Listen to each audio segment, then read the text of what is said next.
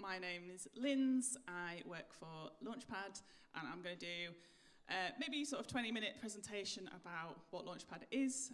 So first of all, big welcome to everybody. The event's kind of going to consist of a panel by myself, which is usually Whiskers, but Whiskers has taken himself off to the cricket to have some fun. So I'm going to be doing a presentation, we'll have a short break, and then we're going to run the panel with our lovely panellists who you've hopefully seen advertised, and we'll be talking all things Launchpad, all things music opportunities, whether that's as an artist or a band, or music adjacent careers, such as running a record label, that sort of thing. So I'll just get started and tell you a bit more about who I am, what Launchpad's all about, and kind of why we're here. See if this works.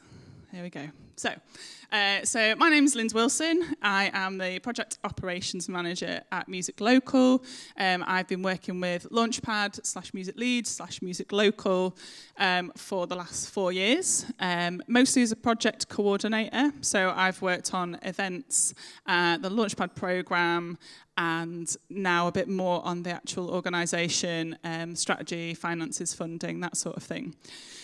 I'm also an advisor for Launchpad, so I do one-to-one sessions with artists to sort of get some more information out of them and to help guide through our mentoring process, which I'll talk a bit more about. I'm a musician myself, an artist, so I do a couple of things. My background is in sort of rock bands, indie rock, alternative punk stuff.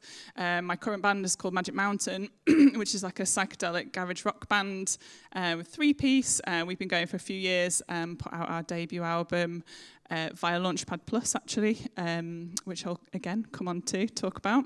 The other part of my background is as a sound designer. I've got a little collective, 3 of us do something called Buffalo Sound Design, which is mostly sound design for installation, art installations, a bit of theatre and that sort of thing. So that's a little bit about me, but I'll talk a bit more about Launchpad and what everything is. So Launchpad started 5 years ago now.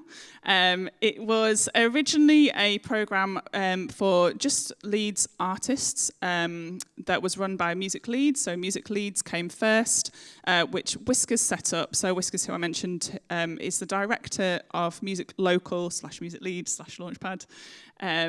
He set that up. He's got a background in he set up a record label called Dance to Radio. He used to run a music venue, and he played in a band himself and toured globally, released top 40 records when that was a thing. And then he sort of spotted a bit of a gap for Leeds especially, but also Yorkshire-wide opportunities for artists. So set up Music Leeds mainly as like a signposting place, like a website to basically go on and say, like, I'm looking for a job in music, I'm looking for where to play a gig, I want to find a teacher, teach me guitar, whatever. So that's where it all started. And then Launchpad developed as a programme to really support artist development opportunities. Which comes through events, mentoring, live opportunities, funding, project funding, advice and signposting, which I can go into a bit more detail about. But as we did the first year just based in Leeds, we decided to open it up to Yorkshire, so it's now a Yorkshire-wide programme, so we get applications from everywhere across Yorkshire. We've got artists and projects based in Hull, Huddersfield, York, Bradford, Leeds, obviously, Dewsbury, Sheffield, all sorts. So we really are starting to get people coming to us from all over, which is brilliant. So as I said, we do things through events. One of the main things we do is the Launchpad conference, which began as the Unconference about 10 years ago, that was attached to Live at Leeds. It became its own thing a couple of years ago. And the one that we last ran in February, I think had about 300 attendees, which was brilliant, and some brilliant panellists, which I can talk a bit more about in a bit. So the other events that we do are events like this. We've done things across all of Yorkshire, so we try and reach out to all different places and run workshops. So we talk about Launchpad and other regional opportunities for people, for artists and artist adjacent, music adjacent careers. And yeah, just try and spread the word, basically.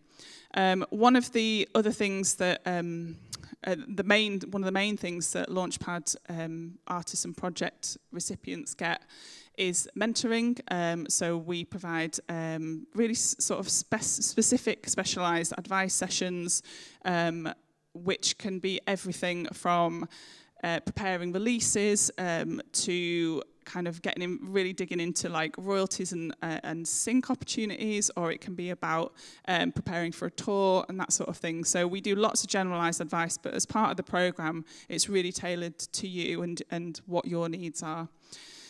We also have live opportunities, so again, such as one this evening. We've got Launchpad artists playing a bit later, which hopefully you'll all stick around for.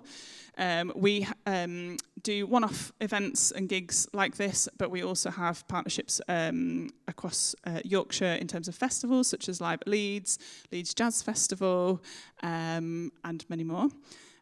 So we're always putting our Launchpad artists, including people from previous cohorts as well. So it's not just, the support doesn't just stop once you've kind of finished your year of support. We also offer funding for recording, which can be everything from mixing and mastering a single. It could be actually just putting you and a producer together to collaborate, or it could be like filming a live session, so you've got more promotional opportunities there. It's usually around up to about £1,000 of funding as for people like that. Just pushing them into tipping them over into an opportunity that something they wouldn't normally be able to do. We also offer advice in a drop-in session way, so you can do that. Everyone is able to access that. That's free to access via our website. So everyone is able to do that. Half-an-hour sessions where you can come and ask some questions, really get into stuff that's about you and your needs. So we also, like I mentioned, really signpost to other opportunities on organisations.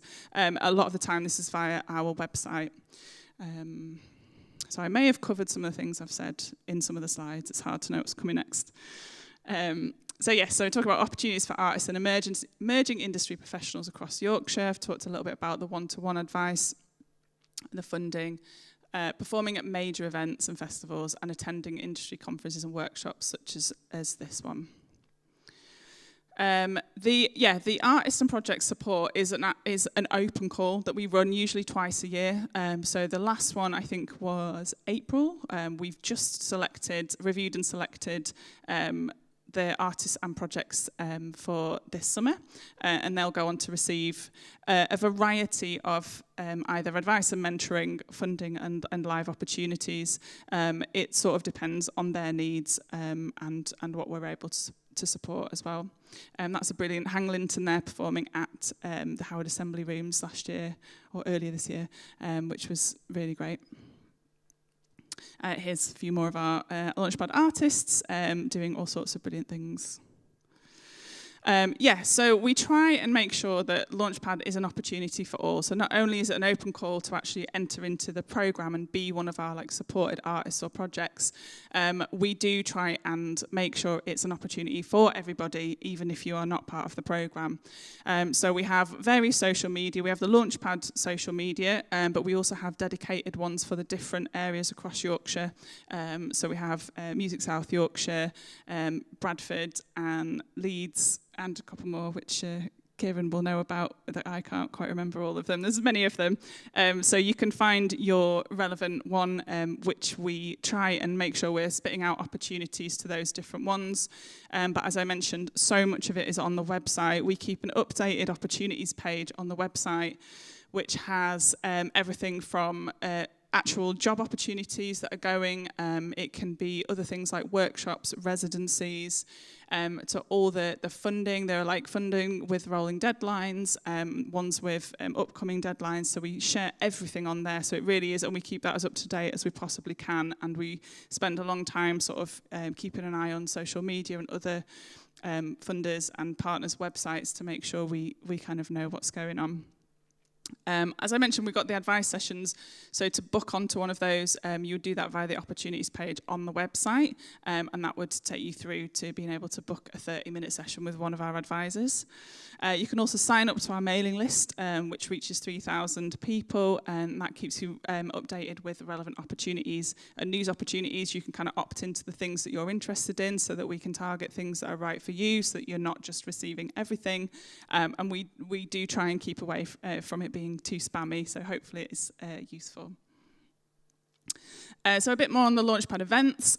We work with keynote speakers, we run workshops, panel discussions, one-to-one industry advice, networking and socials. So all of these are free, so we make sure to make it accessible to everybody that the events, the panels and workshops and conferences are all free. And the biggest event of that is, like I mentioned, the Launchpad conference. So we've had guests and speakers from organisations that include Spotify, PRS for Music. We've had Cy Ricks from Kaiser Chiefs speak. We've had Sony Music, Ninja Tune, Festival Republic, BBC, and much more. So it's a really, really great wealth of knowledge. Some of those are streamed live if you can't actually get to it yourself. The next one will be early next year, but there are things online on our YouTube channel that you can watch back from the conference if there's anything from there that you're interested in. It's definitely worth checking out our YouTube channel because there's absolutely loads of resources on there. So yeah, we've got online workshops and webinars. Like I say, we've kind of collected quite a lot through YouTube. In one way, with all the pandemic situation, we ran loads of our events online. So we captured so many of them as streaming or as kind of Zoom panel type things. So there's loads of resources on there, and that's everything from like how to apply for Arts Council funding to getting your music release ready to how to manage your royalties in the best way. So there really is a great wealth of knowledge on there that we're constantly kind of collecting and feeding into. One of our really great, what would you call it? Another sort of program in itself, I can't think of the word. Yeah, it's a program. Annual program is to support Launchpad Future Leaders. So this is something that's been running for 3 years. It is for emerging music professionals aged between 18 and 25. So we provide industry training, professional development, networking and peer support, and individual career mentoring. And that's been really brilliant. There's been some amazing people to come through that and that have gone on to not only do other things, but really collaborate with each other, grow their networks, grow the kind of music infrastructure almost across Yorkshire, which is something that Launchpad and Music Local is really trying to invest in making that infrastructure better, because, the amount of people that are coming to us and saying, like, there's not enough music managers, there's not enough labels, there's not enough people putting on events, there's not enough promoters. And, those people are helping shape artists' careers as well. So we're really doing what we can to support early careers within the industry as well. So this has been brilliant. And they really do connect to each other. So we get previous cohorts to come to the socials and things from the newest round of people that are involved. And it's a really positive thing. So if you are between ages 18 to 25, keep an eye out for that, because it's a really cool program to be a part of. Launchpad Plus is something that we rolled out earlier this year. It's something that kind of started out going off some of the artists that had been through the Launchpad program, because we work with artists that can be anything from, like, I've just recorded my first demo, I need help to record it professionally and think about releasing it, right up to people that are ready to release an album, and we're helping them with that stage of their journey. So the people that were getting ready to release, and which is most artists in one form or another, were kind of struggling to know which digital service provider to a platform to go with, and also how to manage your royalties, how to deal with publishing and syncs. So Launchpad Plus started because we were trying to help people that had come through the Launchpad program with artist rights, management for distribution, and maximising the potential for success through streaming services and radio play. So what we do now is we open it out to everybody. Anybody is able to get in touch via the website link, which you see at the bottom, which is our website, just /plus. You can have a conversation with, it's Claire who runs that aspect of Launchpad. And basically we can kind of do everything from helping you collect all of your royalties, which Whiskers' little fact is there's 5 ways of collecting royalties, but most people only do 2. So actually we've kind of created a really nice streamlined system of being able to collect all royalties for artists, and we can even like walk you through it if you want to see how it all works. So it can be, or you can just leave us to it if you want to. But we also work with currently it's Centric, but it might change to do publishing. We look at neighbouring rights and lots more. So it basically is taking quite a lot of the admin and the demystifying the process of making sure you're collecting your royalties, basically, and making sure it's redistributed back to you. So yeah, that's a really good one if you're releasing music and are interested in getting some help with that. We can also talk through release plans as well. So yeah, there's been 51 releases so far in 2023, although I think that might need updating. I feel like it's rocketed and it's more like 90-something now. Some of those have received Radio 1 and BBC 6 music airplay. We've had artists on New Music Friday, hot new bands and other playlists, other Spotify editorials and that sort of thing. So yeah, we've got a specific social media platform for that. So if you look at Launchpad Plus, that is just for all the releases that are coming through, and you're welcome to be a part of that if you'd like to. I'm just going to have a quick sip of water. So one of the things I mentioned we also support on is further funding and support to build your music careers. So there are 4 main national funders. PRS Foundation, which is a brilliant initiative, which I believe has kind of come out of PRS, who distribute the royalties. They put money into the PRS Foundation, and then that is distributed via different types of funds, including Momentum, Open Fund, Power Up, Hitmaker, and more. So Momentum is for people that have really got to a tipping point. It's up to £15,000 worth of funding. It's usually when you've got to a point where you've begun to build your team. I think you have to have at least 1 member in your team, such as a manager or working with a label or a booker, that sort of thing. The Open Fund is, as it sounds, it's open to everybody. It's up to £5,000 of funding. Power Up and I think Hitmaker is for producers, composers, and there's like Women in Music, or Women Make Music, I think, and some others that are quite specific, usually around £5,000 worth of funding. They're very competitive, but it's really worth looking at. And while I go through this, it's worth bearing in mind as well that we can offer as much help as we can with this. So if you're thinking of putting in a funding application and you just really want somebody to check it through, you can come to us, and somebody on our team hopefully would have the time to be able to just have a quick chat with you or have a look through your application to help that as well. Really brilliant one to talk about is Help Musicians UK. So they're a charity set up that provides lots of funding opportunities, but they also are very it's coming from a similar position as Launchpad. They really want to self-empower people. They want to encourage people to do some of the aspects of your artistry yourself, the career part of it yourself, such as booking your own gigs, maybe producing some of your own songs or co-producing, that sort of thing. So they've got various funds, including the Recording Releasing Fund, which is exactly what it says on the tin. The Touring and Live, again, quite self-explanatory. If you've booked a tour and you're looking to get that uplift of financial support to make it happen, or you have specific gigs or festivals, possibly something abroad, something where you might need a bit of financial input, that's really great. But they also have some really interesting ones. They've got one called Transmission, which is a kind of professional development one. So you can do like a course, you can get some coaching, mentoring, you can learn some new software, and they will pay for that, which is brilliant. And yeah, they've got other things on there, but they're also really, really good at helping support mental and physical health and well-being. They do business advice. They have lots of advice on all sorts of things. So check out their website as well. Arts Council England, you may have heard of. It's a little more known in the kind of visual arts, theatre, dance, that sort of world, but they do support music.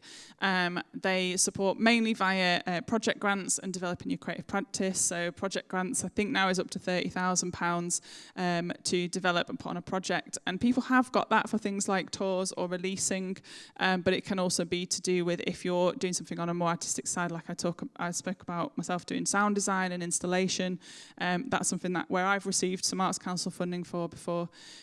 So that is, it does support music. Developing your creative practice is kind of, again, what it says on the tin. It's there to help you develop your creative practice. So it's some time to actually spend on your creative development, on your professional development, or building your networks, or shadowing, or testing out new instruments, or trying new ways of working. So that's a really great fund to look into. Youth music, as Whiskers has put on there, is under review, but they do have some funds, and one called the Catalyst Fund, which is worth checking out. It's for under 25s, that youth music stuff. So again, like I said, Launchpad, we tend to sort of say, come to Launchpad, be a part of that if you can.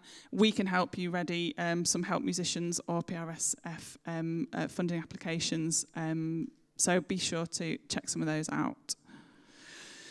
Other local and regional support and funding, there are Leeds Music Education Partnerships and Art Forums. Come Play With Me. Come Play With Me, we've worked with a lot. They put out compilation vinyl, singles. They do talks a little bit like this one, gigs, all sorts of things. They've got their own record label as well. So they're really, really great and very inclusive and really, very much part of Leeds.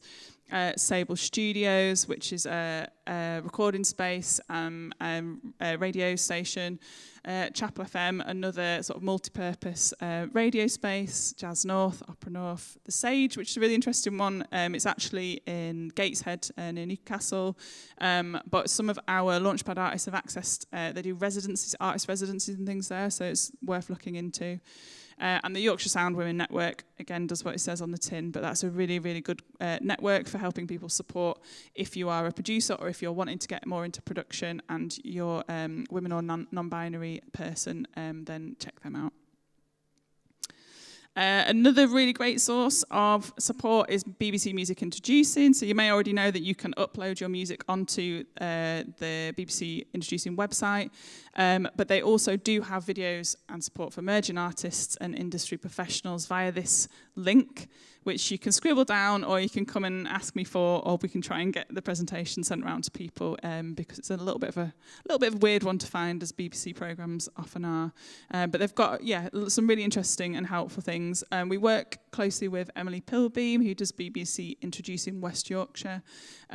She plays a lot of artists that come through Launchpad. She's very much finger on the pulse of what's going on in the region, and she does work as one of our advisors for our drop-in sessions. So again, specifically to do with radio releases, she's somebody brilliant to talk to, which we can put you in touch with.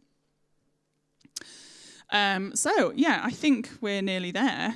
So here are some links for the Launchpad in general. Our website, which, as I say, is a really brilliant resource, especially the opportunities page. But you can also check out the previously supported artists and projects. We're just about to announce next week our latest round, so they're not currently on the website, but they will be soon.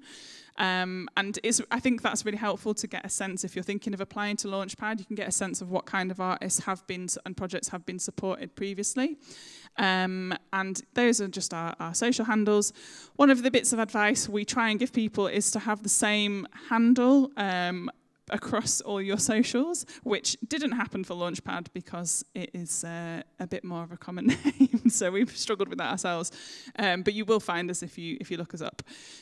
We're on Spotify. We put loads of Launchpad artist playlists. We put new releases. We've got Launchpad Plus playlists. So loads of the people that we're involved in, and even the ones we're not specifically, you can get in touch and tell us you've got a release, and we'll add you to our playlists as well. So that's something nice to check out. The YouTube, like I say, is a brilliant resource, and lots of panels and things that are on there, so definitely be sure to check that out. Thank you. And that's it. Thank you. I hope that was useful.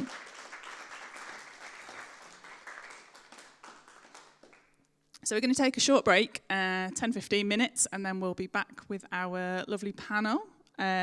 So help yourself, get yourself a drink, do whatever you need to do, get some fresh air or something. We'll be back in like 10-15 minutes. Okay, cool. Thank you.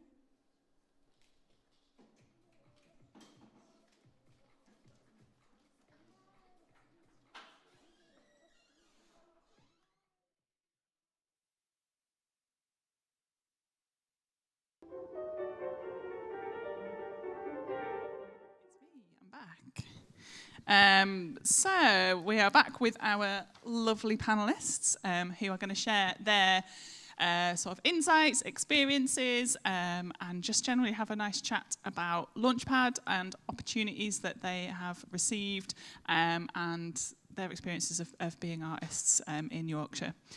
So I did a little brief overview of myself, more from a Launchpad perspective, but as an artist, as I mentioned, I play in a band called Magic Mountain. We had Launchpad support in 2019, so we got mentoring and advice, which helped plan our sort of 3 singles and debut album back in 2020, which was really, really useful to us. And lots of stuff to do with socials and digital release and just general planning. And we also played Millennium Square, which was a really fun all-dayer that we put on. So that was really good. And so yeah, that's my background is kind of is coming from like bands, but I've been like a touring session musician as well. So I've played all over, mostly in UK and Europe, but I've played South by Southwest and some other things. As a cellist, I do sound design, as I mentioned. So on that front, some of the opportunities I've had have included more on the funding front. I've had some Arts Council funding and also some Help Musicians funding. So I can talk a little bit about more at that. But yeah, so that's me. So I'm going to hand over to everybody just to say hi, who you are, what you do, and then we'll take it from there. Do you want to start? Yeah, cool. I'm Sammy. I play in a band called Tree Boy and Ark, who we're a Leeds-based band. We've had some Launchpad support with some funding a few years back, which we used to record an EP. We've played I think we also played the Millennium Square show. And I think now we're working with Launchpad Plus, who are kind of running all of our PRS and PPL royalties, the stuff that we don't personally understand. Yeah, no one seems to, which is why we're doing it. Yeah, I've been explained it to me. I've had it explained to me about 10 times, still don't understand it, so that's nice to have other people help with it. And yeah, we play around UK mainly. We did a Europe tour last year, so went to about 5 or 6 different countries around Europe as well, playing shows. And yeah, we've actually just recorded our debut album, which comes out tomorrow, which is cool. And then I also work as a promoter at Broodnor Social Club, which is a venue just up the road in the middle of Hyde Park. We've got 2 400 capacity venue rooms and put gigs on all throughout the year at Brood and also at other venues around Leeds and Yorkshire mainly, but predominantly Leeds. So you're busy then? I try to be. It sounds like it. Maddie, do you want to tell us about yourself? Yeah, of course. I'm Maddie. I am a folk and traditional musician. I won the BBC Radio 2 Young Folk Award in 2019, which was cool. I've been working with Launchpad for the last year, getting support in terms of, PPL and all that stuff that no one understands. And also thinking about release and social media strategies and things like that. I also work around accessibility and inclusion with arts organisations, doing bits and pieces of consultancy, talking about making spaces and events more accessible for neurodivergent disabled people. And I think that's it. Amazing, thanks. Hello, I'm Graziana. I'm a pianist, classical pianist based in Hull, even though I'm from Italy. I've done my undergraduate and then master's and then PhD all at Hull University. So I seem to never leave Hull since I got there. And I was supported by Launchpad. Well, I've been working with Launchpad over the last year as well to record and eventually release my very first EP as well. So it's been amazing. Also because as a classical musician, you don't have a clue on where to start releasing things, because you don't often get into that route. You're often maybe working with a label when you're established and they just deal with everything and sort out the recording and releasing part, whilst as an artist just by yourself, I found that quite daunting, not to know where to start and how to release things properly. So it's been amazing to get that kind of support. And in terms of projects, I perform both as a soloist or with accompanying other musicians or ensembles, and I played with the Hull Philharmonic sometimes as well. But I particularly enjoy taking classical music where maybe it wouldn't often reach, and trying to convey the message that it's not an elitist genre, it can be for everybody, and I love anything about making music accessible. I'm particularly passionate about that. And I think that's it. Amazing. It's so brilliant. It's so nice to hear from such a diverse range of artists and everybody. So I'll head over to Chadu. Hello, everyone. Is it on? Yeah, it's on. My name's Chadu Oraka. I'm a rap artist from Hull. I received some Launchpad support in 2021, I think, to release my EP, Ab Life. Obviously, just to help me with like structuring the release, what singles to release. They really helped me with my application for Help Musician, the MOBO Fund, which I got. I've also had the PPL Accelerator Fund. Also, I think it was in February, Linz, I did the conference. But I had my Leeds headline show, which was supported by Launchpad at the Belgrave. Performed at the Great Escape in May, which was sick. Going on my first headline tour in October. So yeah, man, things have been good. Can't really complain. But yeah, rap artist from Hull. Amazing. It's so good to hear from everybody, and everyone's at like different stages in their career, artist journey, whatever you prefer to call it. So it's really interesting to hear from you. I'd like to know as well, I don't know if we can tell people a little bit more about like applying for these kinds of opportunities, maybe specifically how it was to apply for Launchpad, like how you found it, and then we can talk a bit more about other opportunities you've had, how it's been to apply, and see if there's any tips or wisdom. So if anyone, we don't have to go down the line, anybody just wants to say anything or ask each other stuff, that's fine. I feel like it's important to outline what you actually want. Mm-hmm. Do you know what I mean? Because obviously the Launchpad, it's multifaceted, is that the word? Yeah, I think so. Like you do a lot of stuff, so I feel like it's important to really outline what you actually want to get out of the program. So for me, it was just like organisation, to be honest, and how to structure things, when to release, when not. So yeah, I feel like I got that across well in my application. Mm-hmm. Just being very, very like painfully clear. Do you know what I mean? Yeah. I do like a good bullet point in an application as well. Can't see what you're going to say.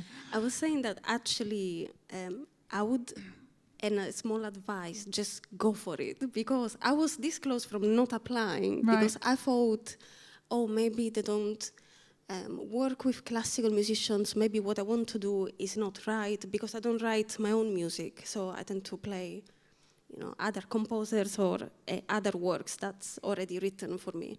So I thought, oh, maybe it's not suitable. And then I got in touch and asked, and they were the friendliest team ever. And they say, oh, no, do go for it. That's fine. You can absolutely, like, it's fine. Whatever genre you work in. Yeah, it's nice that it's so inclusive, and there are no limits really to what genre you play and the project you want to do. So it's really nice. Good. I applied for Launchpad by video, which was it was one of the first video applications that I did, and I've done quite a few since, and that was really nice. It felt a bit weird applying via. I mean, there was the option to do either, but it felt weird to be filming myself talking about what I wanted to do, but also it was really nice. It almost felt like just the application process for applying for Launchpad prepared me for beginning to apply for other things in the future.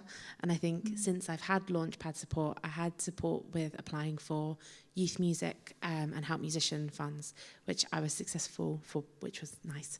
And I think one of the things that's been really helpful is having conversations about like decoding and trying to understand what questions mean in applications. I think sometimes it's really easy to be misled or kind of to read questions how you want to read them, and so I think one of the things that I found really helpful from Launchpad is just having like a sounding board to say, does this mean what I think it means, and if it doesn't, like what does it mean, and what else can I bring in, because I feel like it's quite hard as a musician in the way in applications you sometimes have to do like humble brags, which I never really enjoyed, so being kind of like shown how to do that was really, really helpful, so yeah.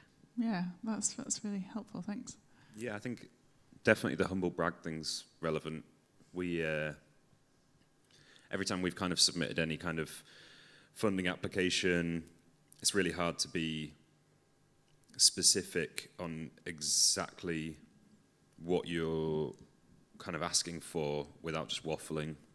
And I think having other people there to be able to look over it and help you out and go, that's kind of irrelevant, even if you think it's cool or whatever, and then, but then also to go, why haven't you mentioned, you know, the radio play that you got, or this or that, and things that maybe sometimes you personally feel like were a bit less important, or like, who, you know, whatever, but they are actually really relevant, and I suppose like giving people as much information as possible while still trying to keep it concise it can be quite difficult sometimes. So I think having people to read over it and help you through it is definitely useful. I think when we submitted the Launchpad funding application quite a while back now. It was probably 2019. It's 2019, I think. Yeah. So that was a long time ago, and we did that ourselves, which obviously ended up being successful, but definitely wasn't easy. And then we received some PRS Momentum funding in 2021 maybe, which we had input from our manager and then also from Launchpad, and definitely some of the advice, like I kind of wrote the first draft of it begrudgingly, but wrote it and then thought, this is fine, I'm not really very good at that kind of stuff, and then having like Launchpad look over it and be able to say, this is irrelevant, you need to expand more on that, or, you know, this is really worthwhile mentioning, definitely really helped. Yeah, and I think, you know, it's not necessarily something that comes naturally to most artists. You know, as a creative, as someone that's maybe neurodivergent, as, you know, different backgrounds, whatever it is, like actually writing or video applying, you know, we try to make sure that there is that option because some people find it easier to speak rather than write. But it's not easy to convey yourself. It's not easy to convey like what you've done and what you want. And I think some of those tips are really, really helpful, especially like some of the things saying about, you know, what you have to almost like tell your story as if no one has ever heard of you. And it's maybe a little bit different to like bio writing, where you're kind of picking these kind of key achievements or key things. I think it's, you know, with a lot of applications, it's key things, but it's telling a bit more of a story about you as if no one, you know, as if they've literally never heard of you. You can't assume that anyone knows anything about you, right? So really just kind of giving those key things and having someone, you said, to read through, to check is a really, really helpful tip. But also so many really, really helpful things to say there. And I guess it's, it's not all about applying for funding necessarily and talking about other opportunities, whether you received mentoring or attended some events or have spoken at events now and that sort of thing. Is there anything in the kind of informal stuff that you found particularly useful? Because obviously not everyone is successful at getting through to Launchpad, and we want to get across that it is open to everybody and there are other opportunities, not just the actual programme itself. So has there been anything outside of that that's either could have come after or during, or attended any of the events, or not even Launchpad, just other Yorkshire-wide kind of things that you might be able to think of? I think with probably anything in life, but especially within kind of the creative industries and music, I don't think there's ever a right or wrong answer with how to do anything. So one person might do something this way, which you think that's surely not going to work, and then it works for them, and everybody has a different process. So I think throughout university or throughout my work and through bits with Launchpad or the band, I've been to various panel talks like this, or just generally speaking with people who you meet, and I think it's always really worthwhile just like having that discussion with somebody and hearing about how they've done something or what their advice might be, but at the same time knowing that you don't necessarily have to take that advice or what they say as the crystal clear answer. I think you should listen to it and maybe you try it, but it doesn't, there's not ever like one answer for anything. So I think hearing other people's ways of working and hearing other people's ways of doing things is always really beneficial to try and figure out exactly what works for you. Yeah, very good. Yes, I think I completely agree. And it just came into mind also that because Launchpad offers the advice sessions, and they have an amazing list of people you can be put in touch with. And one of my sessions was with an amazing producer called Emily, and we were discussing about my work, and then she mentioned I can't remember exactly how the conversation went, but she mentioned about Simeon Walker, who I think has been involved in Launchpad. Yeah, he's another pianist that's been involved he's in amazing.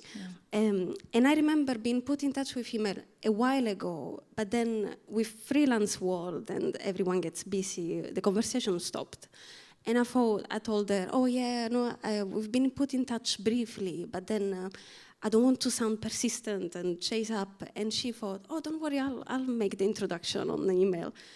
And right after the call, she wrote this email and put me in touch. And the timing was so great because he was arranging an event at the Brudnell for the piano day. Yeah. And he asked me if I would be happy to play in it. So out of that, because sometimes we create so many problems in our mind as well, and just a little push from someone else resulted in a new gig. So it was really nice, and I was so excited to meet him.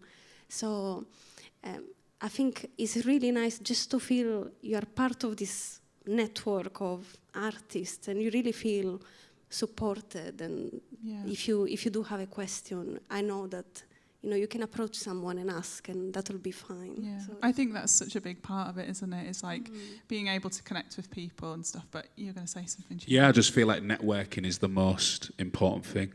I feel like I know it can appear quite daunting as well to just like ask people advice or ask someone a question, but most times if they're not, I'm not going to swear, but if they're not, is it an idiot? Class as swearing? Is it? I think it No, it's not, is it? But most people are not idiots. Like, you've just got to ask. Do you know what I'm saying? Like, and what's the worst they can say is no. Most times, like, they will give you the advice. And I feel like we've got an advantage up in Yorkshire because I feel like most people in Yorkshire are friendly. Yeah. definitely a big positive, isn't it? I feel like there's more of a community here, and I feel like we're up for helping people out. So I feel like it's important to come to stuff like this, like big up the Launchpad for putting on things like this, because I feel like it's an open space for you to ask us questions here, talk with each other in the audience, do you know what I mean, pick each other's brains. And I think like no one actually really knows what they're doing. I feel like we're all winging it, aren't we? Because everybody's at different stages. So, you know, like you guys have both talked about getting some PRS funding and releasing and touring a bit more than maybe you have yet. And whatever level, I'm sure, like even if you're huge, there's got to still be those kind of thoughts of like, can I walk outside in a massive stadium and do this gig? I don't know. You know, like who knows where things will take, but yeah, like getting support and developing those relationships. So we spoke a little bit earlier about the idea of it's not who you know, but it kind of is who you know. Not from a sense of like you have to have existing ins in the music industry, but more in the sense of developing relationships and networks with people, like you just spoke about with the mentor and with Sim, and then that opens up a new opportunity for performance or whatever it is. So it is like those like what seem like kind of small things, but you build up in your head, and then something clicks, and then you turn that corner, and then that path just starts to go. Maddie? Yeah, and I think as well, like networking events can be really intimidating and really stressful. And something that I found really helpful to be told was that it doesn't actually have to happen in the room. Even if you're just in the room, if you can't get yourself to speak to the person you want to speak to, you can send them an Instagram message afterwards and be like, I was really wanted to chat to you, but I didn't get a chance to, or I missed you. And just finding other ways to do it, because it might be that if doing it in the room doesn't work, that there are other ways around, and people I found are a lot more okay with you just saying, I couldn't do it that way, but I really did want to speak to you. That can be a start of a really important conversation as well, and sending emails. And I think another thing is that I found really helpful is I used to think that when we're networking, it's about looking up. So it's looking who's at the next stage, who's at the stage after me, or who are the people that are making the decisions. But I think it's just as much about having conversations with people on the same level as you, or people who are interested in what you're doing. Because at the end of the day, those are the people that are going to be paying for tickets or buying CDs. So having those conversations and recognizing that usually anyone in a space is a good person to talk to. It's not about just finding those like 3 people who are, speaking on a panel or speaking about something you're directly really interested in. Yeah, definitely. I also feel like the word networking is just like the worst. It's not the right word for music industry, is it? Makes it so daunting for anyone, and like, yeah. I mean, I go to the Great Escape in Brighton most years, either with work or I've played it with my band as well, and essentially all that is 3 days of industry like networking, but it's just loads of people having a beer and getting to know each other and chatting, and like I just think when you use the word networking, it makes it sound so much more daunting, whereas just going for a beer with someone or whatever it is, just having a chat, generally meeting people, it's suddenly like less daunting, I think. Maybe Launchpad needs to come up with a new word for networking. We'll call it something else. It's because people know what it is, don't they? But then it's like, you don't have to have the name tag or the kind of like, hello, how do you do? And, you can do that. But. And I feel like it's daunting because you feel like if you meet that person that you've wanted to meet, you feel like you've got like a window, like 2 minutes to just talk their head off. When like spaces like the Great Escape, like you can just have a beer, like, you don't even sometimes even have to speak about music. Do you know what I mean? Like, and then you can just slip it in at the end. Oh yeah, by the way, this is what I do. But or even just you meet them, you have a beer, you have a nice chat. They follow up about whatever, and then later on, like you say, you follow up the next week with an email. It was good to meet you the other day. By the way, whatever the question was. Yeah. It's nice to put a face to a name with a lot of this stuff, isn't it? And people tend to kind of be a bit more responsive if you've met them. So, like you said, coming to things like this in itself, or some of the larger conferences, or things like Great Escape, Live at Leeds, and again, we've had the conversation around it. Sometimes can be tricky to talk to people if you struggle. Again, things like this, you can always come up to me. I'm very open and friendly and chatty. You can be like, oh, would you mind introducing me to Chady or someone else, or that kind of thing. So there are ways that we can do these things, or following up afterwards. I did that once as well. I went to the I Know a Place panel discussions that Come Play With Me put on back at the start of the year. And Holly from the Lovely Eggs was talking, and she was talking about being like a mum in a punk band, and they do like loads of DIY stuff. And I was like, I'm a mum in a punk band. I need to talk about. I'm a new mum. I've got a 1-year-old. I'm trying to figure out how the hell to like play an out of town gig, or like, I'm still feeding him. So how can do I take him with me? Or, and like we played a gig at the Brood last November, and he came along to sound check. Everyone was really cool about him hanging out there and feeding him in the backstage area and stuff. And then he got to see most of the gig, and it was brilliant. But sometimes just having someone else talk about it, and I followed her up on Instagram and said, didn't get a chance to meet you. Really enjoyed hearing you speak, and it's really helped build a bit of my confidence. I've got confidence performing, but confidence being a new mum in those spaces is a new challenge for me. So it was really nice to, and we had a little conversation on Instagram. She's like, any questions, just hit me up. These are some ways we've done it. Maybe you'll do it differently, and that sort of thing. And it really does make a difference when you can just have those conversations. So. Where are we going next with that? Did anyone else? I just feel like you're halfway there as well by actually being here, because there's a lot of artists that won't come here. Do you know what I mean? Like, and as I was speaking to you earlier, Linz, about just actually being in the room, it's important to just be here, like taking all these gems, because a lot of people don't think these sort of things are beneficial when they're probably the most beneficial ever. Like, you might not ever get the chance to be in front of, well, you will get the chance for sure, because the Launchpad puts a load of stuff on, but what I'm saying is, like, sometimes you might not. Do you know what I mean? There's people who can't facilitate stuff like this, so it's important to just be in the room and just, soak in all these gems, because you're already ahead of your peers by being here. Yeah, that's a really good point. I think some of the other opportunities that are kind of, obviously we've gotten to a subject of networking, which is really one of those opportunities, and we've talked a little bit about funding and applications. But some of the things that I found really useful as opportunities are, and we touched on it again, like some of the mentoring, some of the advice, some of the meeting those people and managing to have a sit down with them. I know we've talked about more the casual networking, but the actual kind of mentoring or sitting down with someone. And for me, we worked with Scott, he runs Clue Records, and he's recently moved over to EMI North, and he was just so helpful at just being like, because I hadn't personally released an album before. And just to be able to like really sit down and talk through plans and like how are you going to do that, and not just like how every artist does it, because there are things that people do, and there are things about how many weeks ahead of time you're submitting your things to the digital platforms and all the rest of it, but really about like, well, what are the things you're trying to do, where are the places you want to be playing, what are the things you're trying to achieve, who are you trying to reach, and like really delving into those things in loads of detail, which was super helpful to us. We also received help musicians. It was called Do It Differently, but I think it's what's now Recording Release Fund.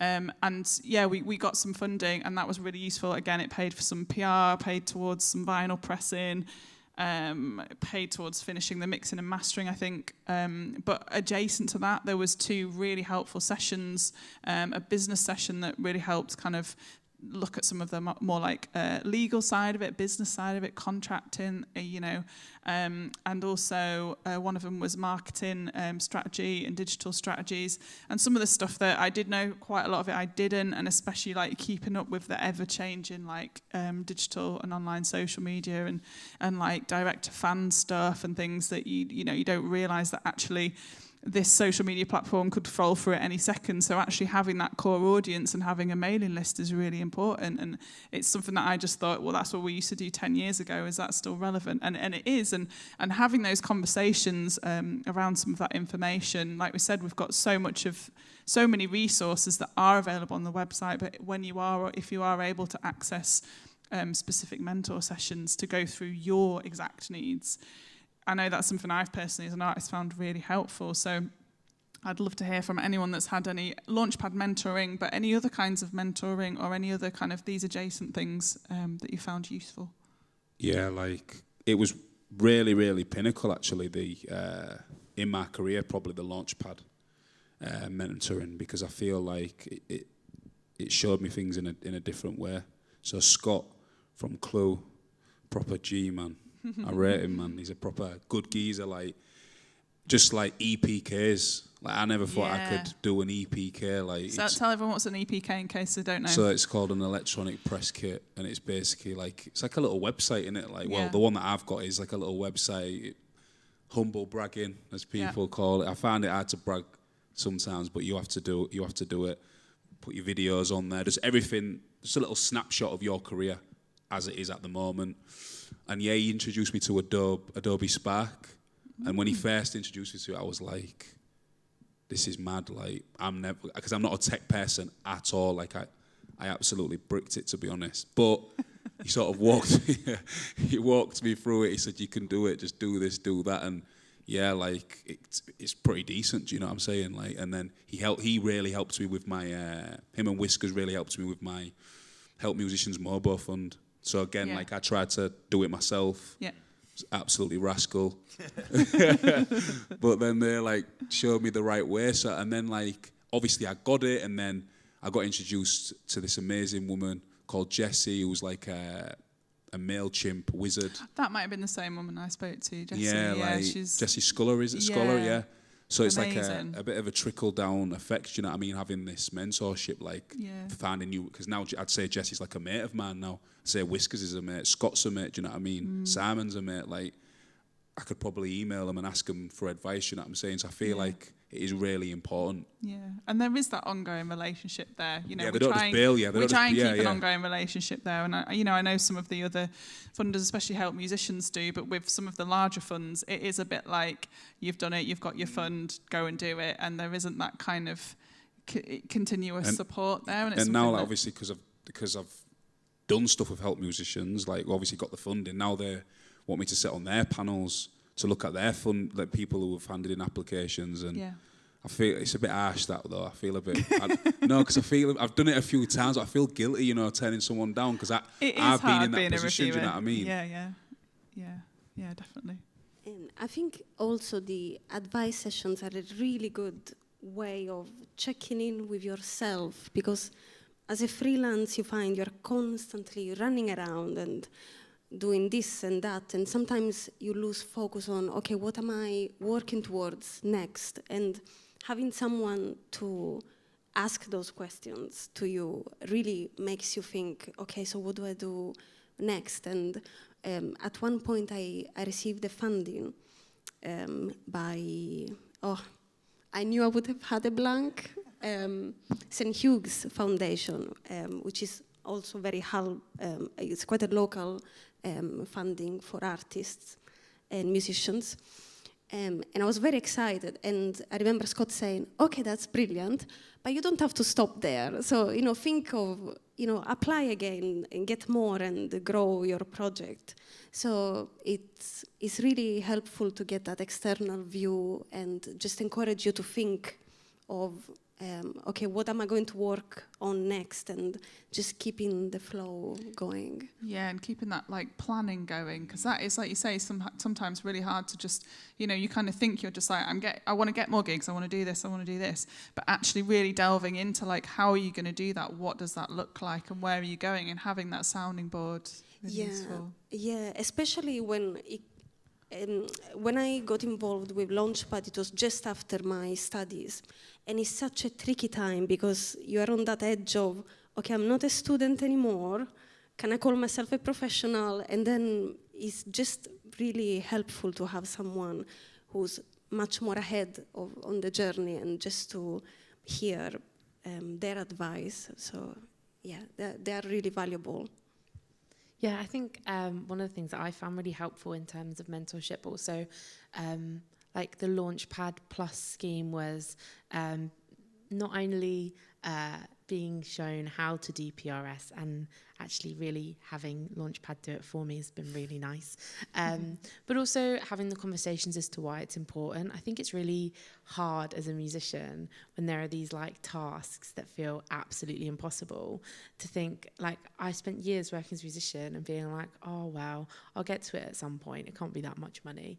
And actually having the conversations like with Whiskers about like, oh no, this actually could be quite a like not insignificant amount of money that I just wasn't claiming. And I think sometimes it's really helpful to just have the conversations and have that kind of support that's directed towards you, and somebody who's not going to like, I think it's sometimes hard to ask questions to peers because it's like, what are they going to think about the fact that I've not done this thing that everyone else seems to know how to do?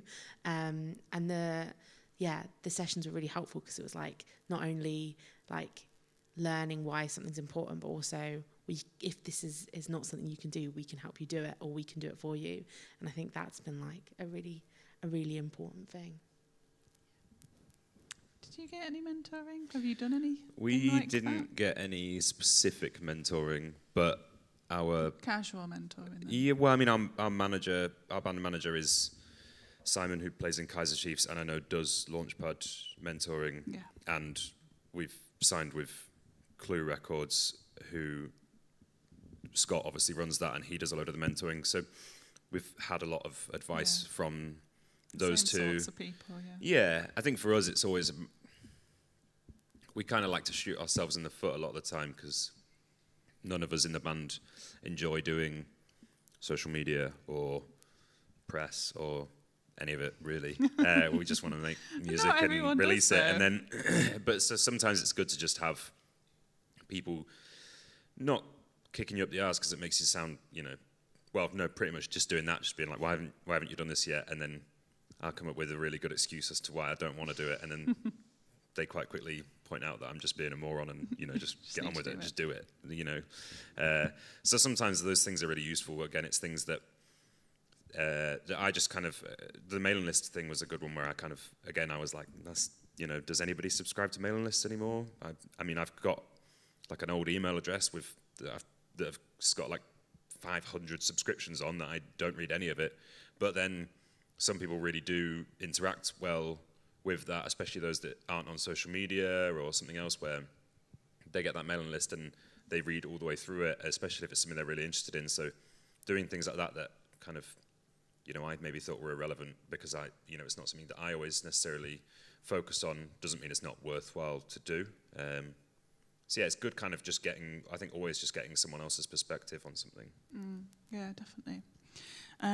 So we've got about 10 minutes left. So we will come on to doing a few questions, by the way. So if anyone wants to have a think now, we'll come back to it in a few minutes. If you've got any specific questions for the panellists or myself or in general, do shout out. Otherwise, we will be around afterwards for this networking that's not networking afterwards. But yeah, we'll carry on for a few more minutes, but have a little think just in case there's anything that pops into your head that you want to remember for some questions.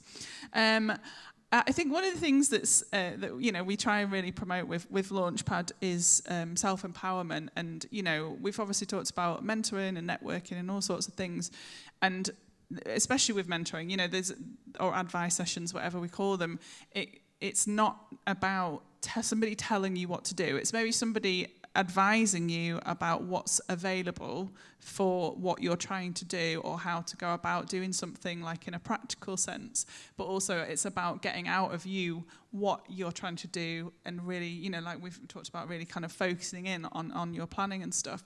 So one of my questions is what have you felt like empowered to do or empowered by throughout process of having support from Launchpad or others? Like what has it like taken you on to that's maybe like you didn't have the confidence or the know-how to do before? And that can be anything from like some production or playing a certain gig or like speaking to someone, anything that you sort of like felt like you maybe wouldn't have approached or done before having some support.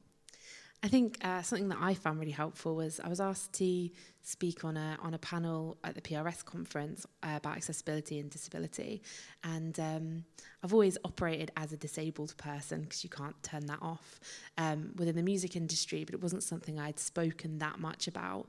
And after I did it, I had loads of really interesting conversations, and I started speaking to different organisations like Sage and Opera North about accessibility, and it's actually become something I do quite a lot in my practice since that happened. And I think it was really wonderful to have the support from Launchpad and see like an environment and being part of an environment where the fact that I was a neurodivergent and disabled musician wasn't something that I necessarily had to work in spite of, but actually it was something that was okay for me to talk about and important to talk about. And I think that was a really sort of significant thing for me.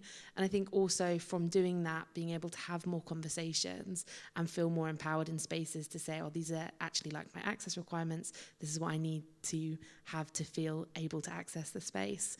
But also have conversations with other artists who maybe are at different points or feel different levels of comfort about talking about these kind of things. And I think it's one of those cool things where, like, when some people feel empowered to talk about things, other people also feel empowered, and it's kind of like just opening those kind of more tricky conversations. So I think that was something. That's brilliant. Yeah, that's really good.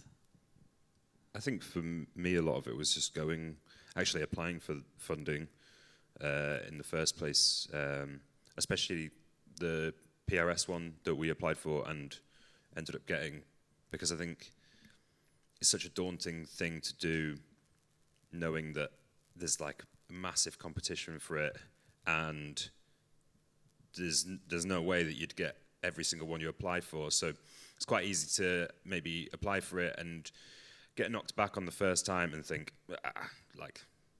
won't do that again. It was really difficult. Or just not even go for it in the first place and just think, it's really hard to do. Like, what's the point? I'm just going to leave it, kind of thing. But, we had people telling us, like, you should try and go for this, and then helping us do it. But then it kind of, I suppose it gives you a little bit of confidence, thinking like that somebody thinks that, you could be in with a good chance of getting this. Like, you're doing well so far, or you're doing like a certain thing right. So maybe you should apply for it and try and push it a little bit further. And that definitely gives you that little bit of confidence to just go for it, I suppose. I think it's really easy in like an industry that's like currently so based around, you have to do so much on social media and so much kind of promoting yourself, which is something that I personally despise. And so having somebody just there going, you're doing pretty well so far, maybe try and push it that little bit further. Let's apply for some funding that will help you do that or something. It's like a really beneficial thing. Give you a little confidence boost, and it's worthwhile in the long run, I think. Yeah, amazing. Anyone else got any thoughts? Yeah, I think following on from that, just the fact of getting on the scheme was actually a really proud moment, especially, we all have our insecurities, and so it's nice to be acknowledged as a music professional, and it felt very rewarding even before starting the whole Launchpad journey. And in terms of the funding support itself, I was keen because up to that moment, the only decent videos I had were done at the university thanks to the help of students. So I never really had something professionally recorded and edited, and so and involving a producer. I didn't even know what does a producer do in a session, and how do you work in that environment, in that professional environment.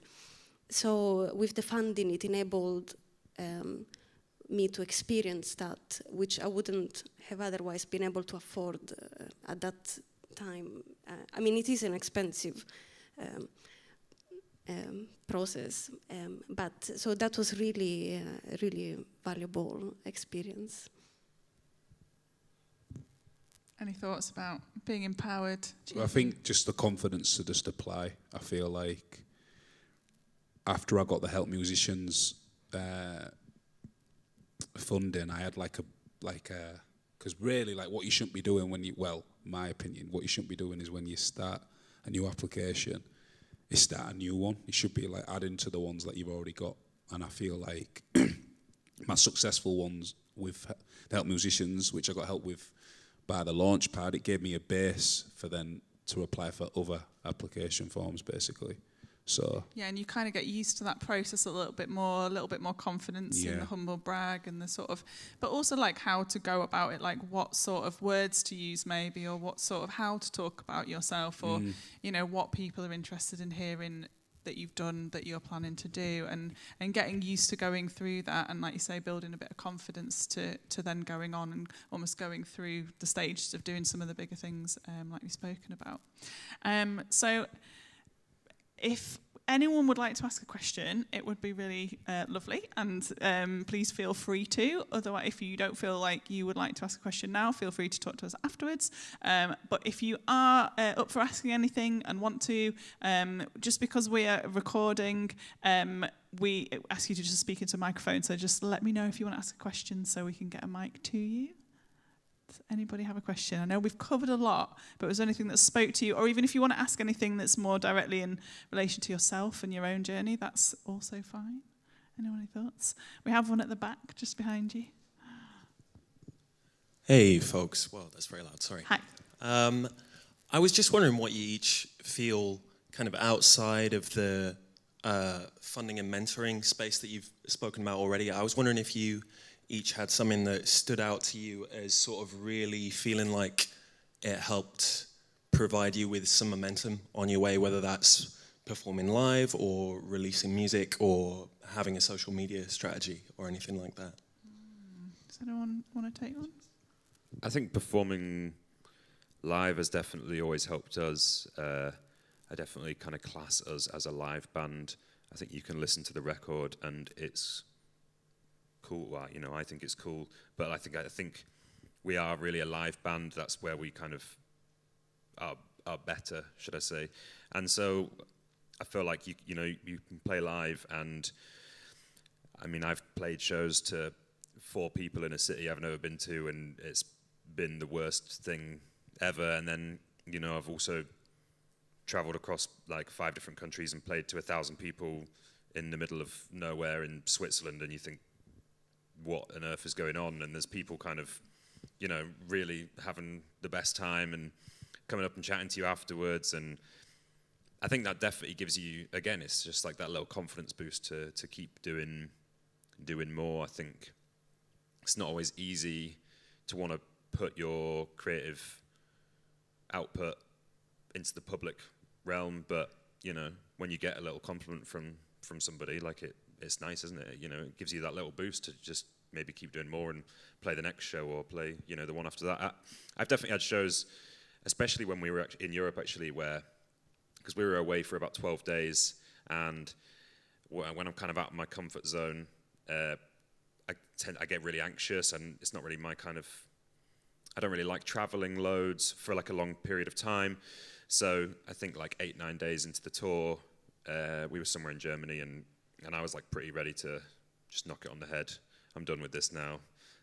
I'll see you later kind of thing. And then you play a show and it goes pretty well. And then like afterwards, you know, there's one person that comes up to you afterwards and they really enjoyed it, and they have a little chat with you, and maybe they ask you something specific about to what you were doing or whatever. And it kind of just gives you that little morale boost to go, no, okay, well, you know, this is nice. Let's keep going. Let's keep doing more. So really getting those interactions with audience or public and Yeah. in some sort of way as well as Definitely. actually getting to perform. 100%. Yeah, I think so. I think almost the interactions that you have, almost more so. I mean, equal parts. You know, obviously when you're playing to a bunch of people and they're all enjoying themselves, that's, you know, that's nice. But I think, you know, it's a couple of compliments afterwards and suddenly you're ready to do the next show again.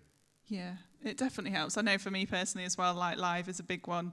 We're a 3-piece garage rock band, so again, like actually getting to play live is, you know, it's a big deal. And especially again, since having a baby, we've only played 1 gig. We've got 5 more lined up this year so far. So, you know, just getting back into gigging and saying yes to opportunities, but sort of at the start saying yes to opportunities that are coming in. Again, going on from networking and somebody being like, oh, you play in this band, or like, and you know, you're making friends maybe with another band that's similar, and then they say, oh, do you want to come and support us on our single launch show at the Hyde Park Book Club? And we'll be like, yeah, cool, that'd be great. And then from there you meet other bands, and then they're like, oh, well, we're actually doing the Psych Fest in Manchester. I could maybe see if the you know, it's like a fringe show, so we could see if the promoter will put you on that as well. And you know, there's like little conversations and peers helping you out, and especially in that live setting, for me is such such a massive part of my own journey over the last however many years of playing in bands.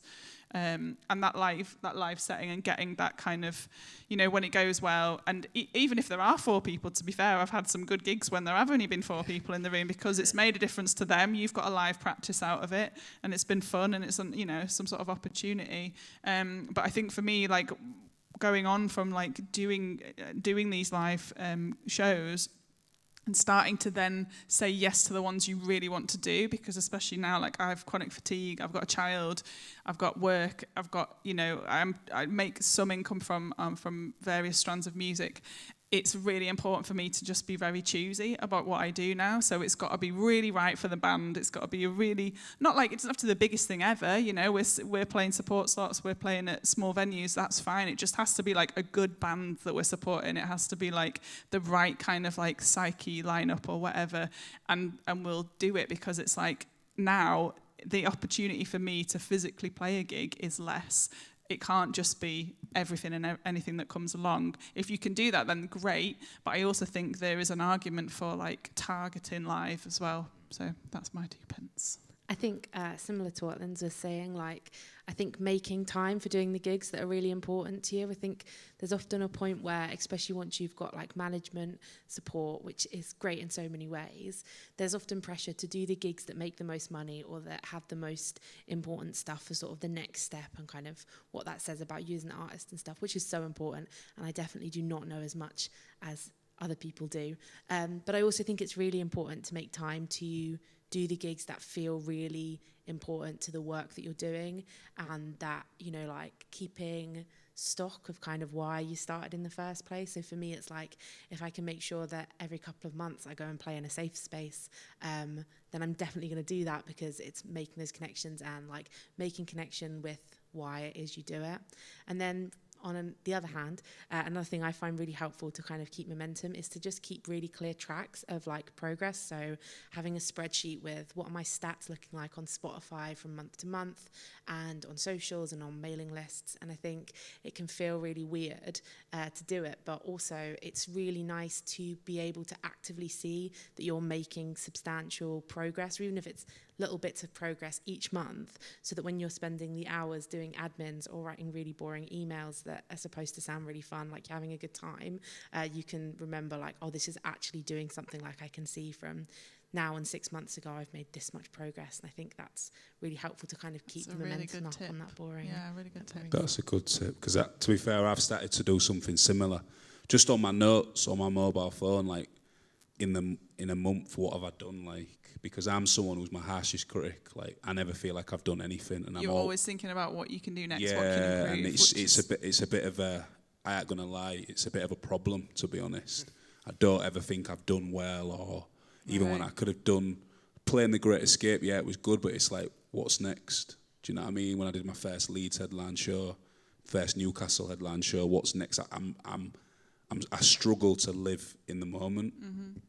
So yeah, I've adopted a similar thing where every month I'll write something down what I've done. Do you know what I mean? Humble brag to yourself. I know, like but I find it hard to do that. Like, I do find it hard to brag. Even in the applications form, sometimes it's like, oh, that might sound a bit cringe. Do you know what I mean? But I suppose you got to do it. Just got to do it, yeah.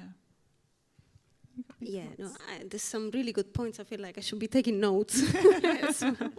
No, it's good. And I think I know what you mean about being your harshest critic. But that goes back to the live performance, that it's when you get that person coming to you and saying how special it was for them, then it makes it all so worth, even if it was 3 people in the audience. Sometimes I feel the most rewarding concerts are not necessarily the best venues. So I really love that that connection with the audience. Yeah, I think it's really crucial. Yeah, amazing. We've probably just got time for one more. Yeah, do you want to take it? Hello. Hi. So one thing that came to mind that I wanted to ask you guys is that since finishing my degree in music and performance, production has become kind of more of a passion for me. Producing music, both electronic and other kinds of music. Is there a space in Launchpad for those sorts of connections as well within the production space, or is it entirely focused on live performance? No, it's not focused on live performance at all. You can, there's probably a couple of different ways you can approach it. Cause like I said, I think I briefly mentioned, we don't talk about it as much, but we do have the project strand as well as the artist strand. So projects that we've worked with have been so everything from people setting up a record label, people wanting to be managers, people wanting to be producers. So there have been, there is another outlet for that. And I know, obviously we're applying everything to artists, but most of what everyone is saying about in terms of advice and networking and the rest of it, we do apply that to producing as well. Another thing to do is, because we've built such a big network of previously supported artists and coming and doing events and all this kind of stuff, is that if you're somebody that's looking to collaborate and to network, then obviously these events are great, but you can reach out to us and we could potentially put you in touch with people. I think there's a resource on specifically the Music Leeds website, which is a recording studio and producers directory. So you could add yourself to that so that people can access you as a producer and come to you, and we can share that as well. So there's a few different ways that you can approach it as a producer. I think again on the opportunities page, there's usually that's where we'd put where there are things like oh gosh, the name escapes me, but I think it's just called Leeds Producers Hub or something. Is it Leeds Producers Hub? Yeah. That sounds like so there's that you can get connected to. So we'll be resharing events and things that they put on, but we could also put you in touch directly, or you can just reach out yourself. So yeah, definitely just. And you could have an advice session with us as well, so a drop-in session where you could just be like, this is where I'm at, I don't know where to go next, I do my own music, I do producing, and where to go. So there's definitely a space for all music-adjacent careers. We'll do whatever we can to help as well. Yeah. Cool. Any very quick final thoughts, or are we all talked out? All good. Cool. Okay, we'll leave it there then, because I think we're going to get on to some casual networking chats. The bar is open. It's free drinks for this next section, just to offer you a thank you for attending. We've also got some food as well that you can help yourself to. And then following that, around 8 o'clock, we are going to be starting with some live music. We've got Safi Coy, Lauren Mickey, and Claudia Finoglio performing this evening on this very stage. So that's really exciting. But yeah, please stick around, come and talk to us, have a drink, enjoy yourselves, and have a brilliant rest of your evening. Thank you so much for coming and talking with us as well. Amazing. Thank you.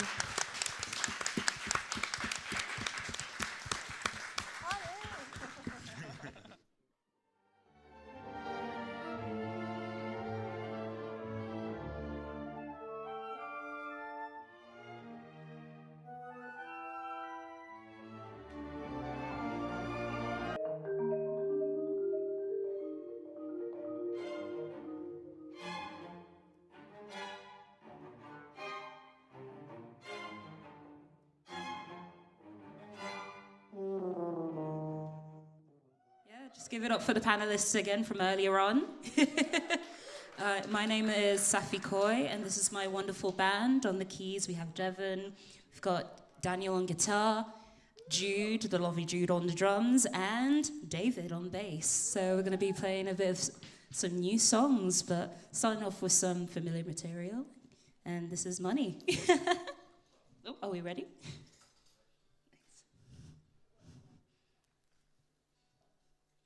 We're doing the tuning song.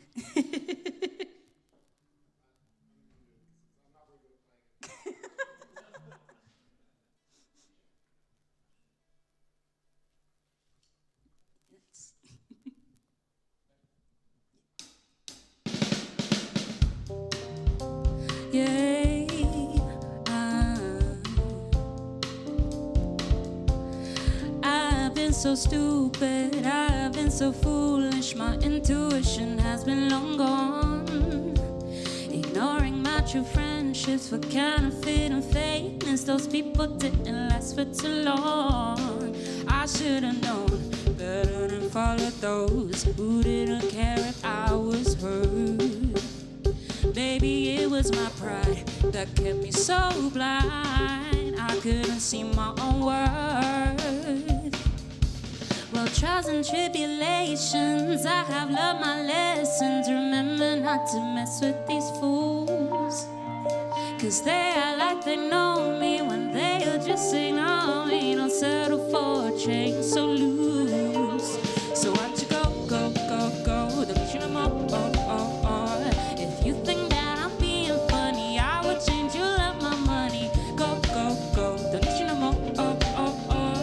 If you think that I'm being funny, I would change you love my. Didn't understand why I had to be like them. Always saying be yourself. It never made a difference, 'cause they always find it strange when I like to be alone. Yet they always turn away when I try to say hello. I should have known better than follow those who thought they were safer in their crew. I had to grow in order to let go, so I could stand on my own shoes. Well, trials and tribulations, I have learned my lessons. Remember not to mess with these fools, 'cause they act like they know me when they'll just ignore me. Don't settle for a train so loose. So why don't you go, go, go, go? Don't you know?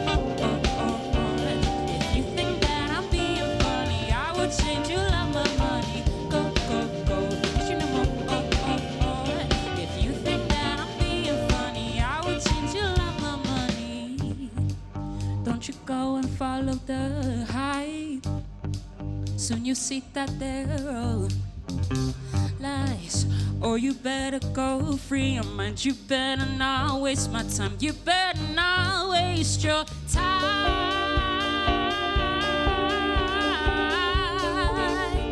Yeah, 'cause they are like they know me when they just ignore me. Don't settle for change so loose. So go, don't need you no more.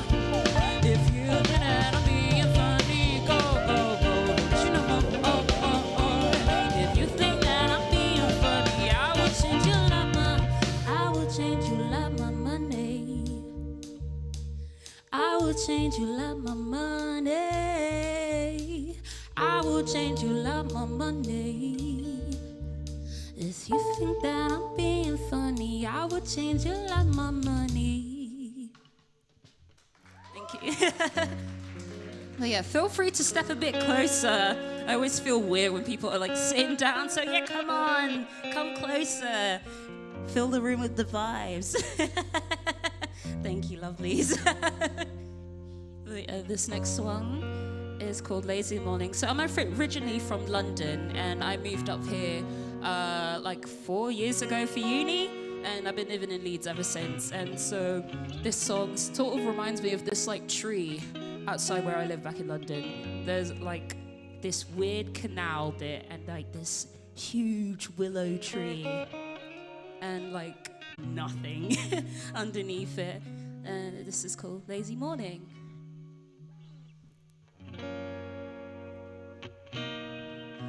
Da da da da da da da. Yeah.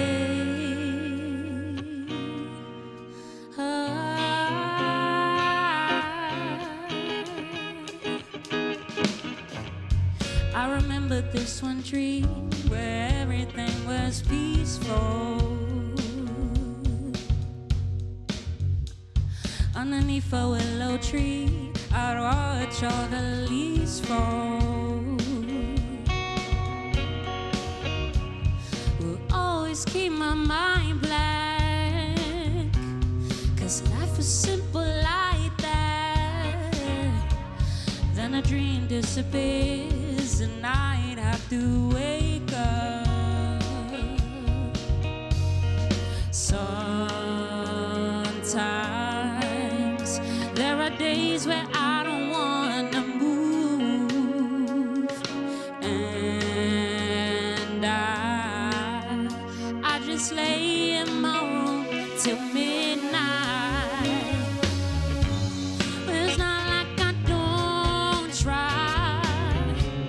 to open up my eyes.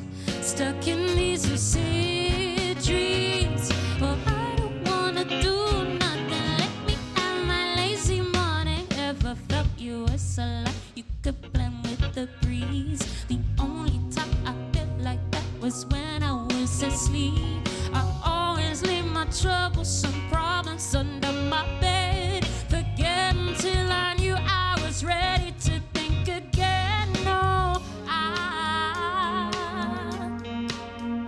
there are times where I don't wanna move,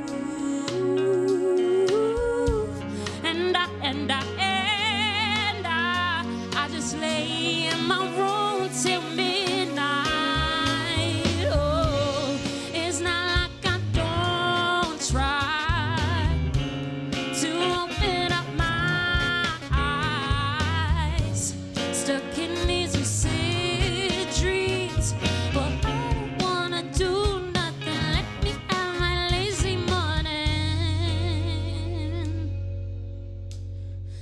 There are times where I don't wanna. Ooh, there are times where I don't wanna wake up. Don't wanna wake up. Don't wanna wake up. Don't wanna wake up. No, I don't know. I don't wanna do nothing.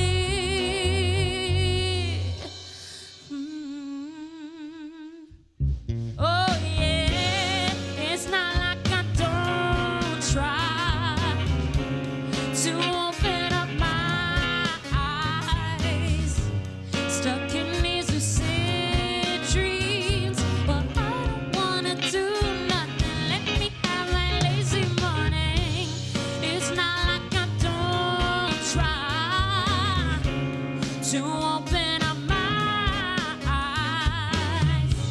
Stuck in these lucid dreams, but I don't wanna do nothing. Let me have my lazy morning. Oh,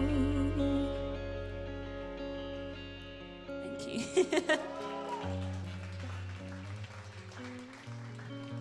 The next song is called When This All Ends, and I wrote it during, like, I believe the first lockdown whilst I was at uni, which was fun. And I remember all my friends ended up going back home, but I ended up staying in accommodation. And I was just like, missing that sort of connection you have with your friends and your family. And it just got me, just feeling grateful for that. So this is When This All Ends. Pull me closer to you.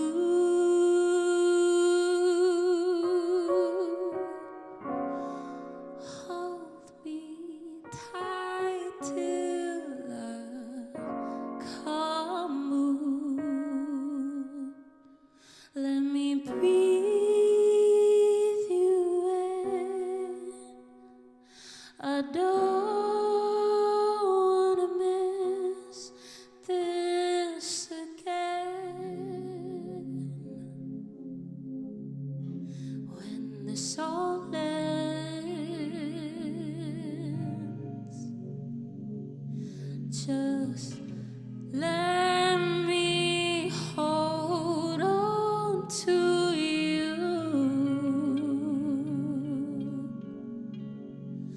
Don't be annoyed when I don't let you go. Just know that I won't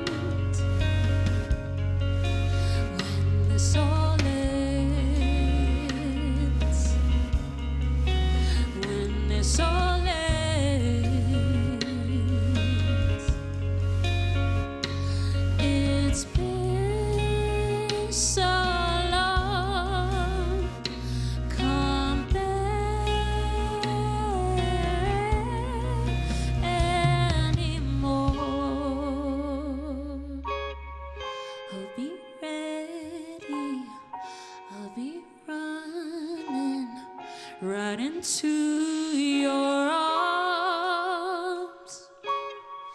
Oh, be ready, I'll be running. I know that you're strong, 'cause I'll be holding you forevermore.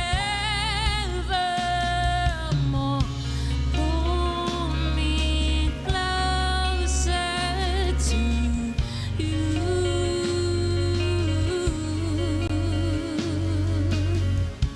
Hold me tight till I come home. Let me breathe you in. I don't wanna miss this again. When this all ends, when this all ends, when this all ends, when this all ends, when this all ends.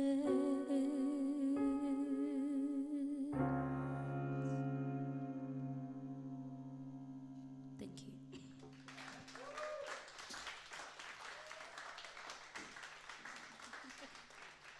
So yeah, I think it's like one of my favorite songs to play. And yeah, the next one's called Tea.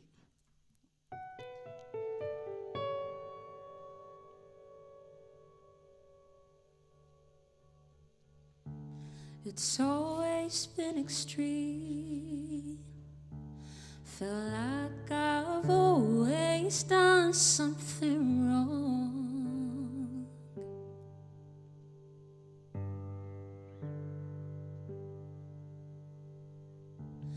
It's like a little curse.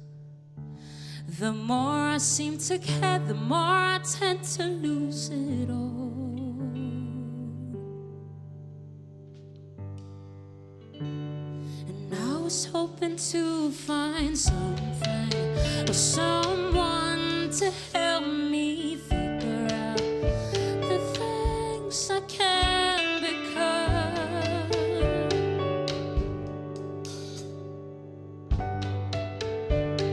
And I was getting tired of singing the same songs of how my life has been one big roller coaster. But who would even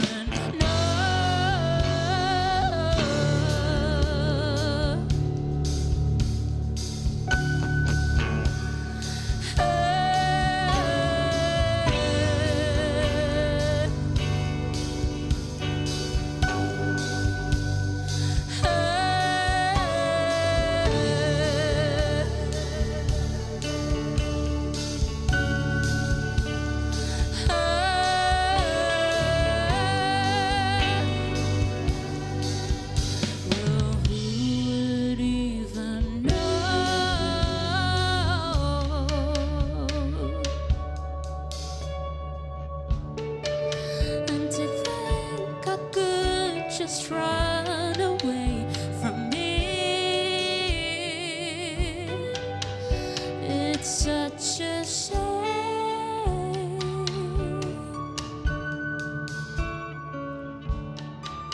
If I turn back now, what would that be for me to make me stay? And I was hoping to find something or someone to help me figure out the things that I had lost.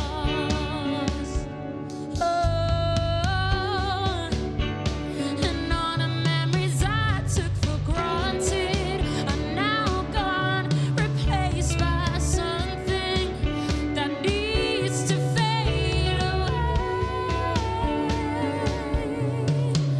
But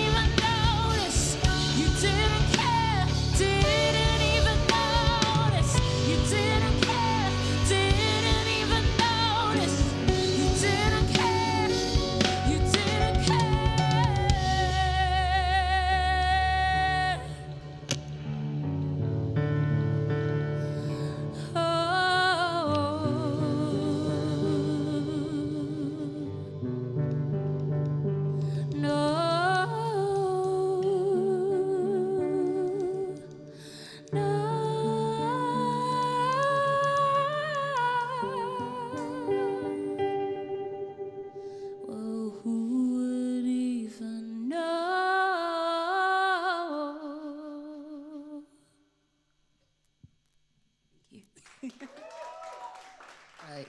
The next one's a treat. It's a new one I haven't played before. That will be on my work in progress EP. Much more lighthearted, I promise you. I've got one favor though, if you could sing with me. This part, it goes something like this. 1, 2, ooh. You do it.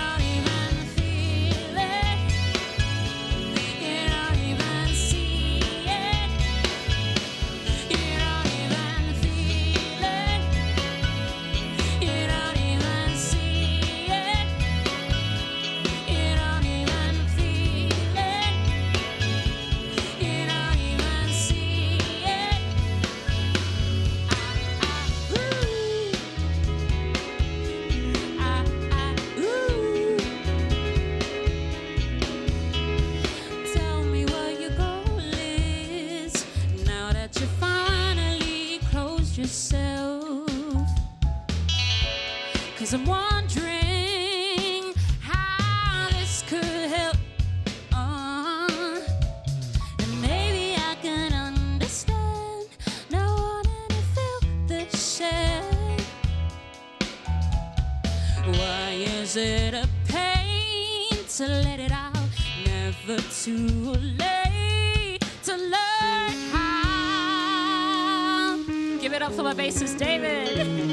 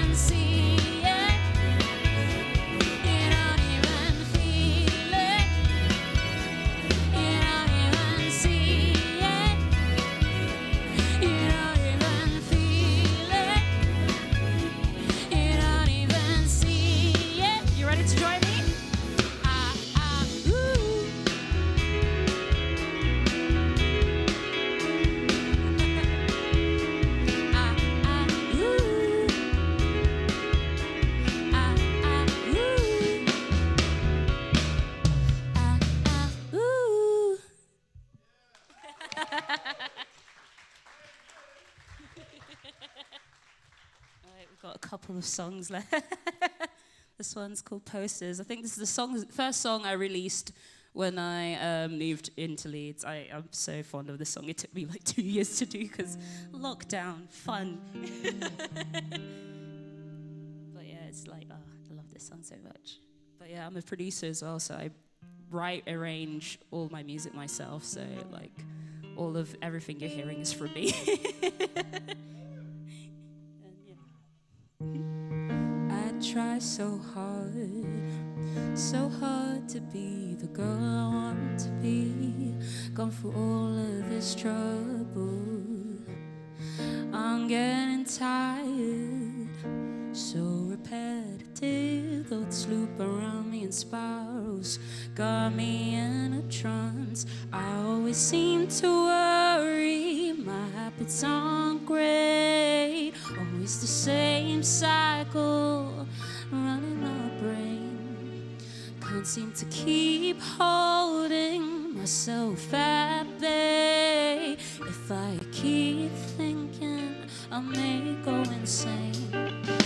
Everybody says I should take care of myself, should stop making excuses, or this won't ever end. Should know by now that everybody has their downs, but I kept sinking, thinking it wouldn't get worse. I don't wanna be a burden, don't wanna drag you with me. Some say you need to hold on, at times you're feeling weak. Oh, it's hard to feel steady in a world of constant motion, a world where you're feeling lonely, can't help but giving. I'm trying to be someone else, trying to not be myself. Maybe I should take the time to bring myself down, stop focusing on what could be and think about now. But if this curse don't make me fall further, this could be my chance to get out. Wish I could close my mind, rewind to when I was okay. I've been doing too much, I've been doing too much. I could just believe I'm fine with being me, but it's never enough, no, it's never enough. 'Cause I'm trying to be someone else, trying to not be myself. I'm trying to be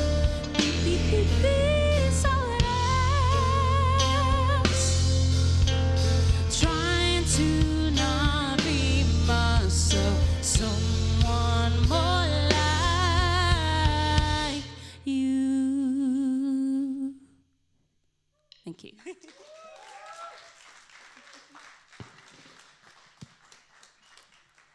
Give it up for my wonderful band again. Devin on the keys, Daniel on the guitar, Jude on the drums, and David on the bass. All right, we're going to bring it just to be in Devon with this song called Everyone's Ahead of Me.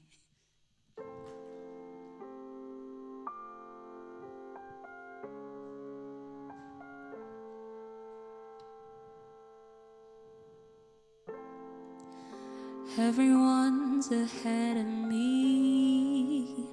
I stop to think of what I've done. Am I satisfied with where I am? Will things ever be enough?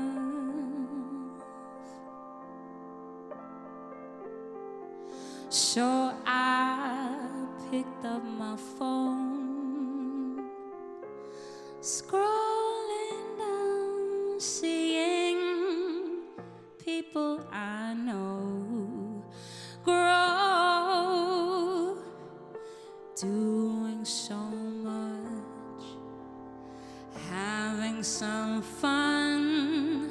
When will my turn come? I've been the viewer so long. Look how little I've changed. Makes me feel afraid for myself. Tired of being monotone. I need something to add color in my life.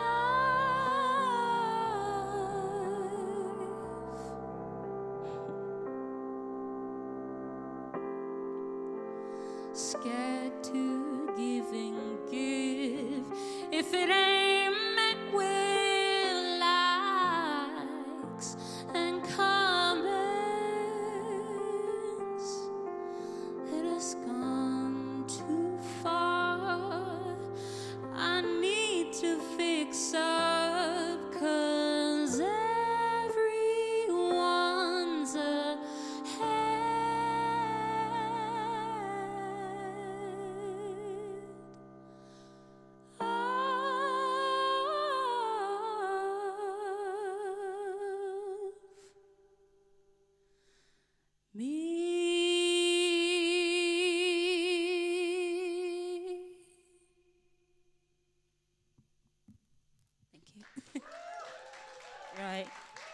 I hope you're having a wonderful night. We're now going to our last song called Jet Lag. I'm Safi Koi. This is my wonderful band, Koi Boys. You can find me on Instagram, Spotify, TikTok, all of them. Thank you so much for having me, and thank you again to Linz and all the other panelists and Launchpad. This is Jet Lag.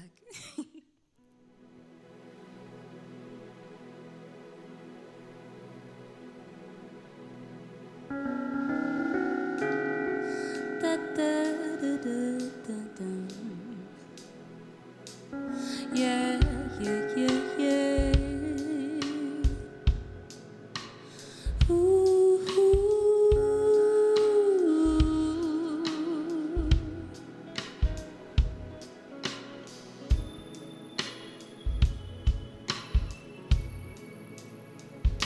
my baby gave me jet lag, got my mind and body feeling weak. My baby gave me jet lag, all these thoughts are messing with my sleep. Wish I could just go back to when I was flying free. Oh, be.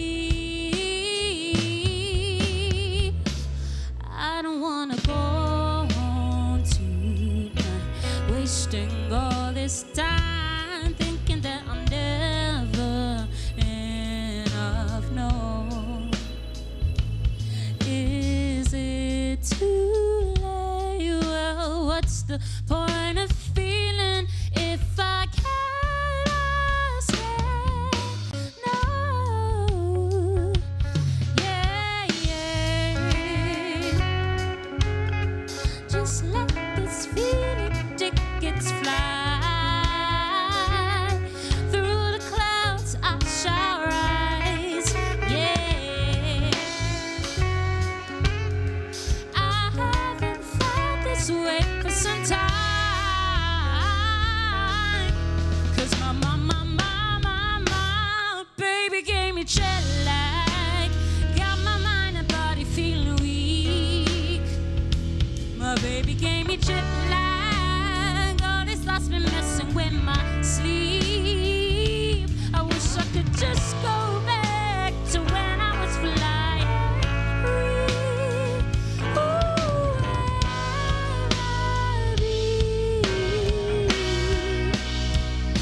no, I don't wanna go home tonight, wasting all this time thinking that I'll never enough. Is it too late? What's the point of feeling if I can't escape?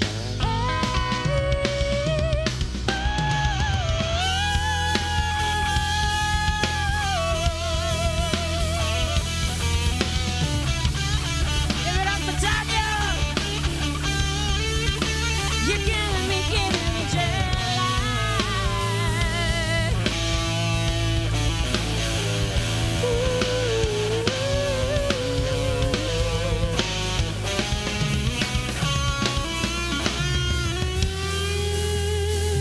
Thank you all.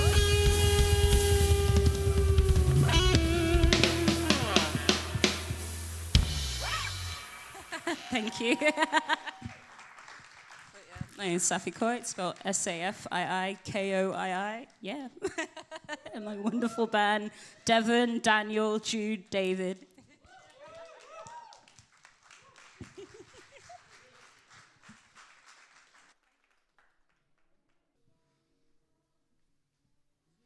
Good evening, everyone. How are you all doing? Good.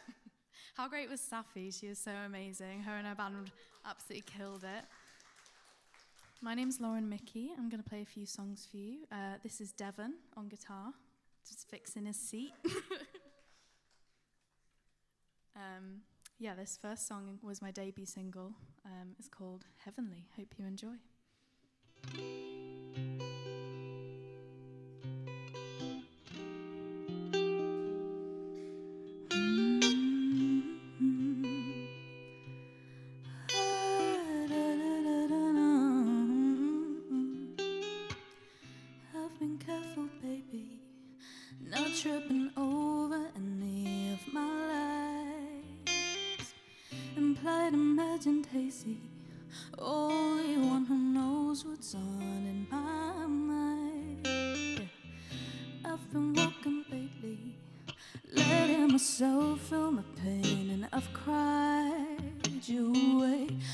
every single mistake is okay. I've been played on my way to better days.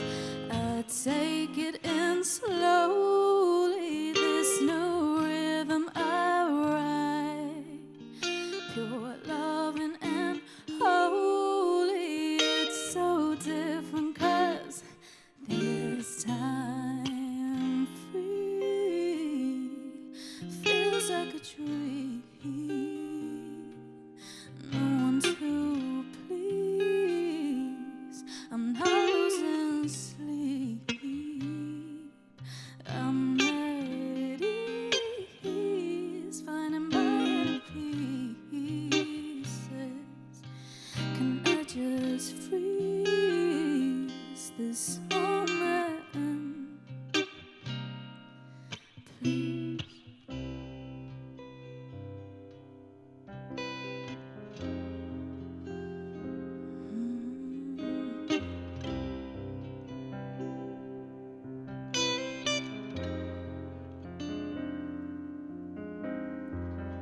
Angels come collect me.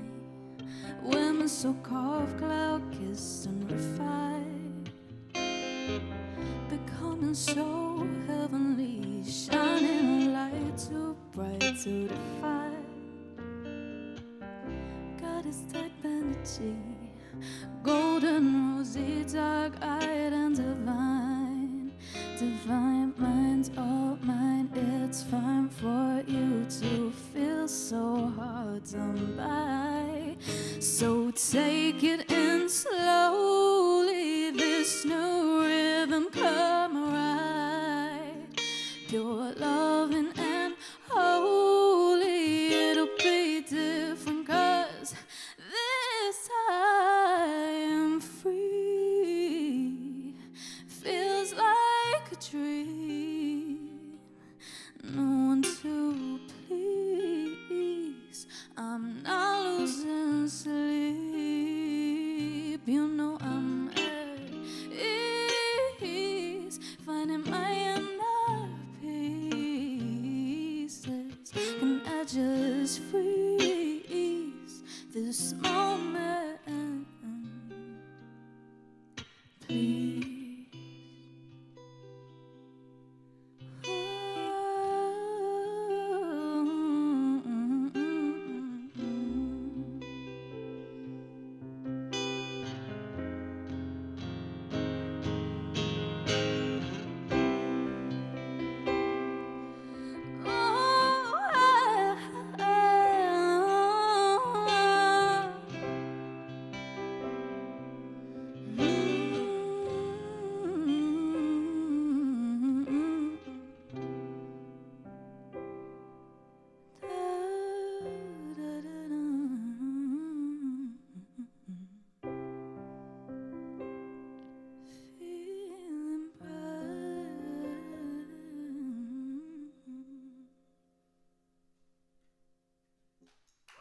Thank you.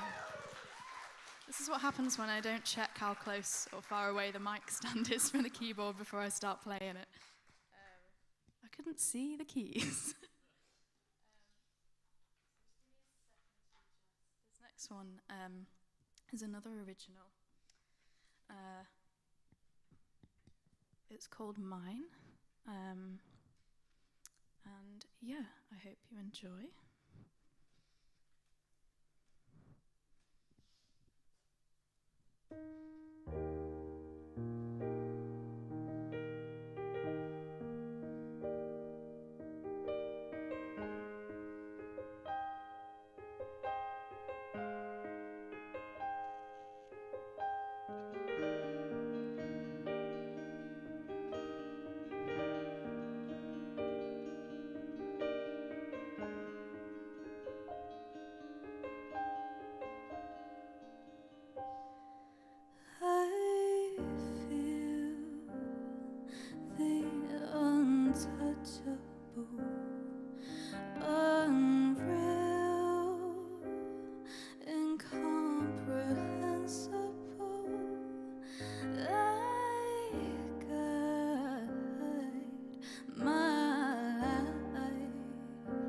Through my imagination, just a figment of my divination. I'ma take you, I'ma break through. We can fight through all this bad news. Manifested this, envisioning the bliss. Never felt something like it was one hell of a kiss. I might fake it till I make it, but won't settle for less than a perfect fit. Just in the right time. What's mine is mine. Pride myself on my attraction. Set my heart and then I let short. Just taking me a while to match this one. Feeling lucky tonight, yeah. Angel numbers and the stars align. Confident that what's mine is already mine. No better therapy than space and time.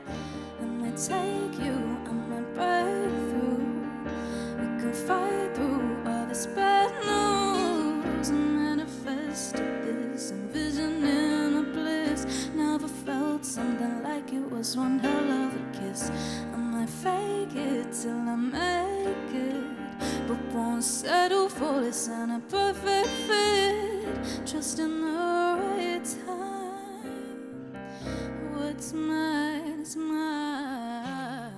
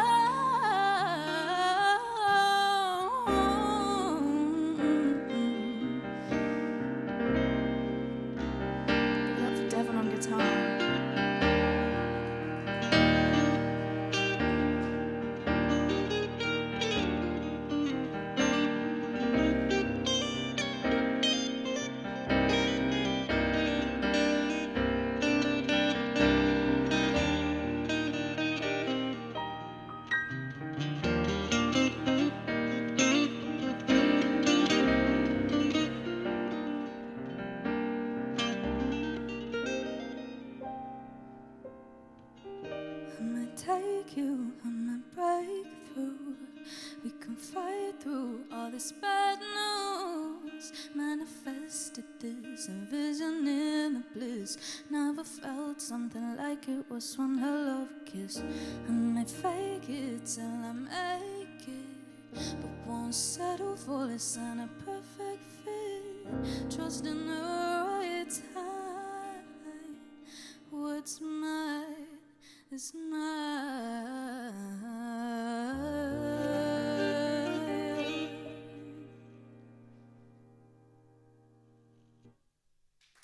Thank you.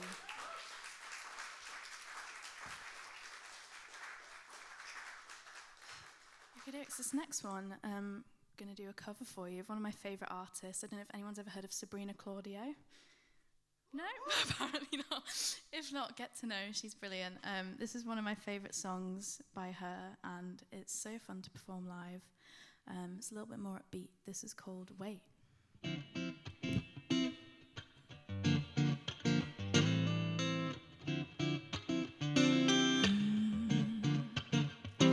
I'm trying, give me a second.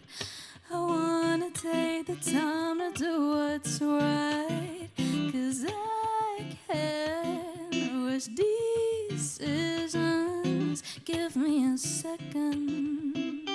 Yeah. Hey, with all of your pressure rings making me question things. Do I want you?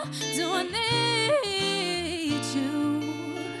I know what you're trying to hear, and I wanna say it to you, but you need to wait. Wait. I'm not ignoring your feelings. hard to put yours in front of mine, 'cause I've got my own reasons. Give them a second now. No, hey, with all of your pressure rings, making me question things. Do I want you? Do I need you? I know what you're trying to hear, and I wanna say it to you, but you need to wait. Wait. Da da da da da.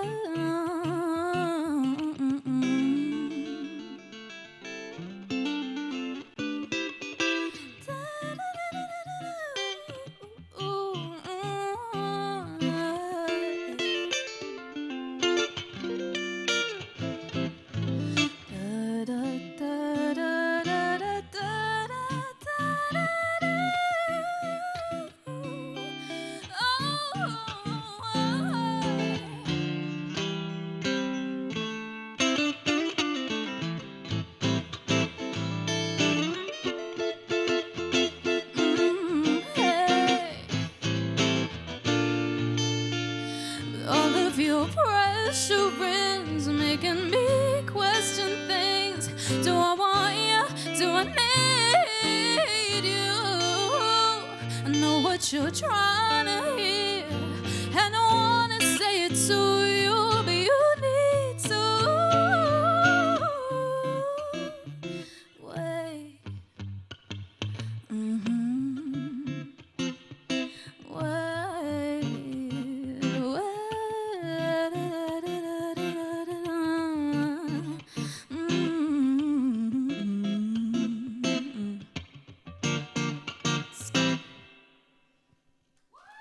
Thank you. Yeah, Sabrina is one of my biggest inspirations, so I love performing that song. I hope you guys enjoyed it. That was our little version. This next one, I'm going to play by myself, because I wrote it by myself, and I love playing it in this context, like in a way that I don't usually get to play it when I have the full band set up, but this is kind of as I wrote it. And yeah, I won't say too much about it, but this is Miles Apart.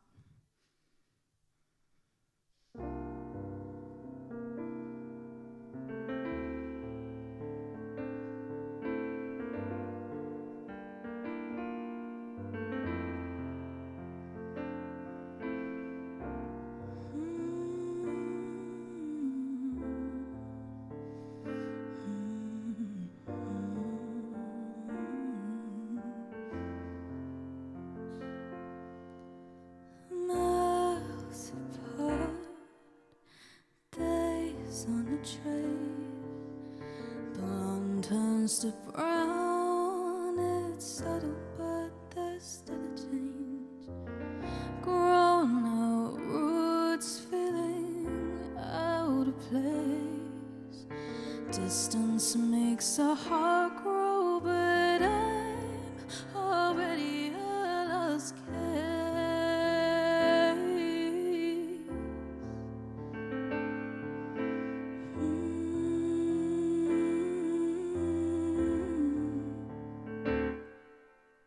Try and might, it's too powerful to fight. Consumed by the feeling, oh, won't you just bite?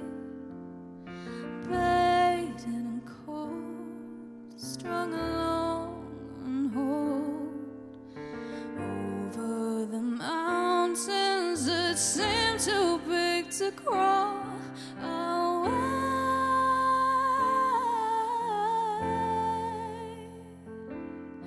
As long as it takes, because something so small can tell me it all, and the deeper I'll fall, right through your walls, it's pain.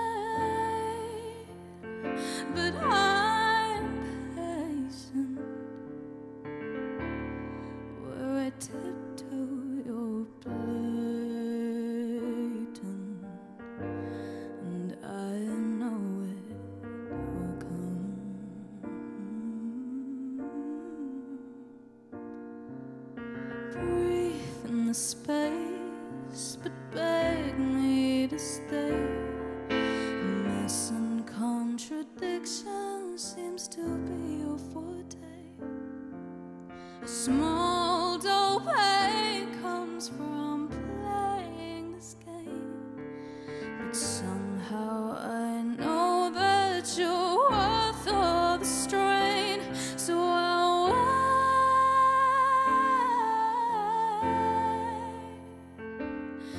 as long as it takes,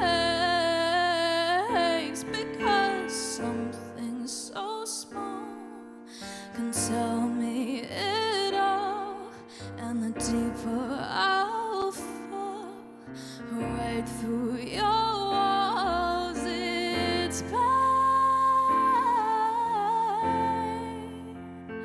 But I'm patient where I tiptoe your blatant,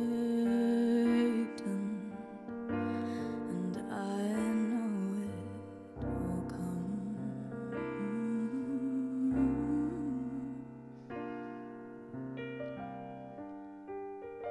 I'll wait.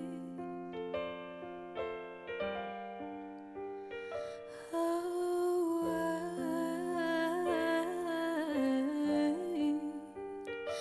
I'll wait.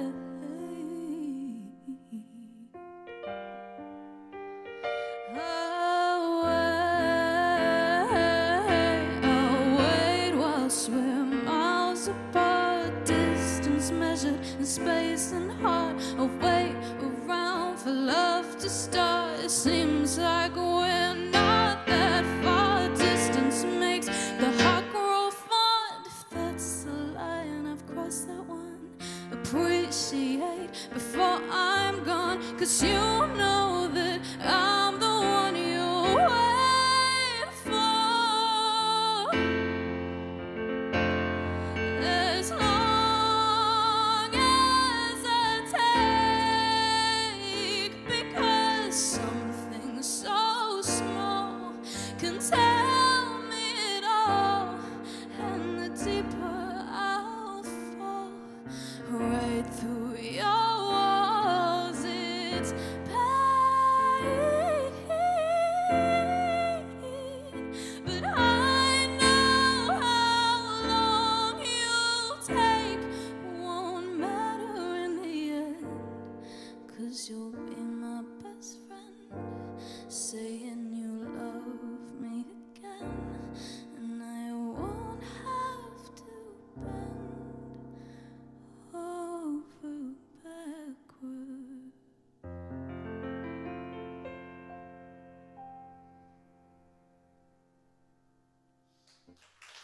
Thank you.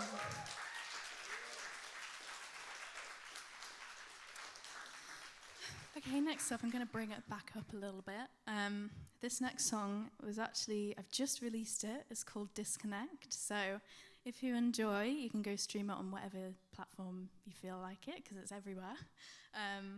But yeah, this one's really special. I love playing this version with Devon here.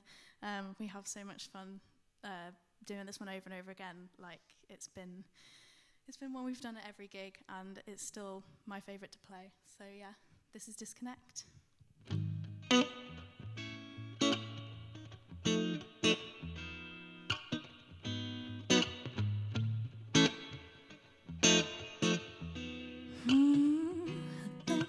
Seem too much. I know sometimes it's just how I come off. Oversharing is my social crush, and I can't shake it off. I don't mean to bring this down. Words I'm spilling might just be the reason that I drown. This time I'm fine. I'm just happy living in my mind. I wanna breathe. Hey, I disconnected and life gets hectic. I'll gain perspective if I take a little step back. I disconnected when life gets hectic. I'll gain perspective if I just disconnect. Oh, I just disconnect. Oh, I miss the feeling, carried in arms bigger than my being. Childhood sounds where I discover meaning. Those feelings are fleeting. Hey, back where I feel warm, unconfined by the fluctuating terms of my city dome. Unbroken, born awake, unborn, feel safe and dawn. I wanna breathe.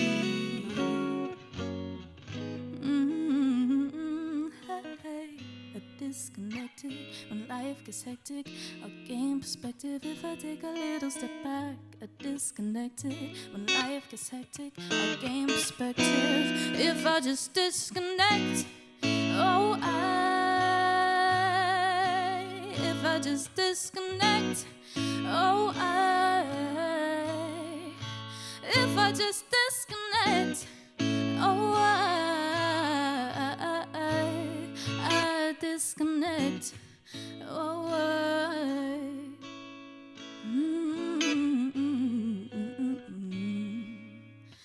I disconnect my mind. I disconnect from you all the time.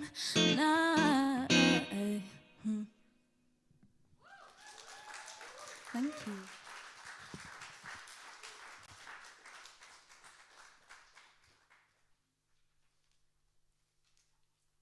So we've reached the last song. This one's a new one. I've not played this many times. And yeah, like a little bit of context behind this one. It's very kind of different from how you're going to hear it, the actual track. And it went from that to a band version that I really enjoyed. And then so the journey from what I'm going to play for you today to the actual version is kind of crazy. It's very, very different.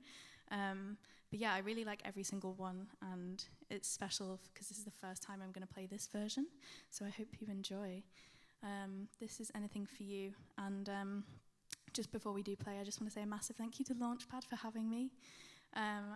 Yeah, it's been so great to be here. Thank you, and huge well done to Safi as well and her band. They were amazing.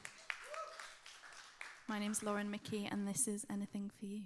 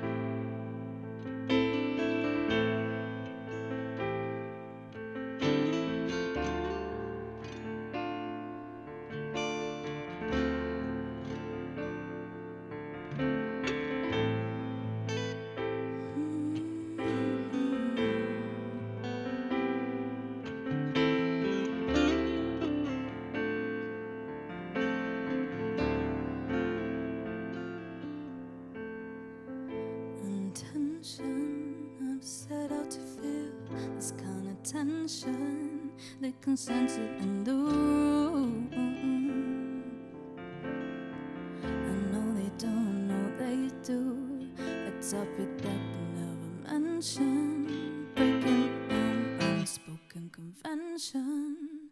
And I go and change my tone, cut around like honestly I'm better off alone. All these feelings lose on the moment I lay eyes on you.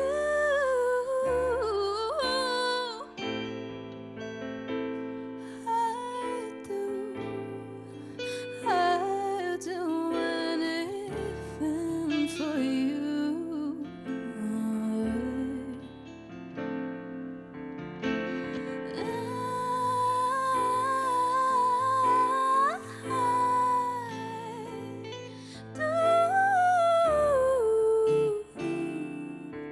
I do anything for you. I don't really like this feeling. How do I reciprocate with no meaning? Give, take. we make or break. I put my faith in you. I know we aren't perfect, healing emotionally.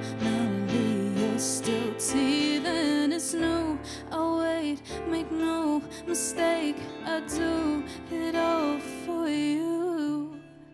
How do we get here? Objectives are not clear.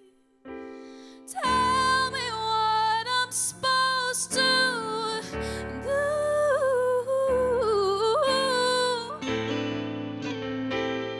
I'd do anything for you.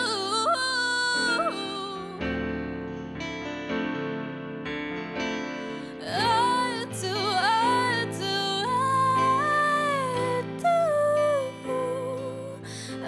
anything for you.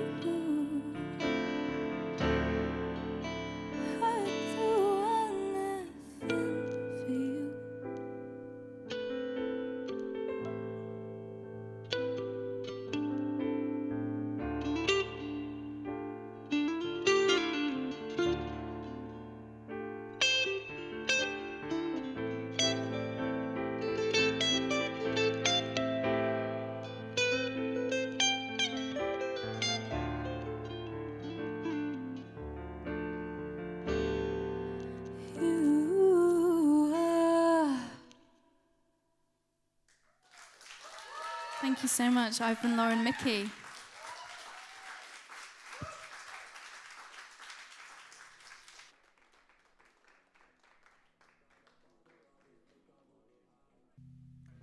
Hello everyone, my name's Claudia Fenolio.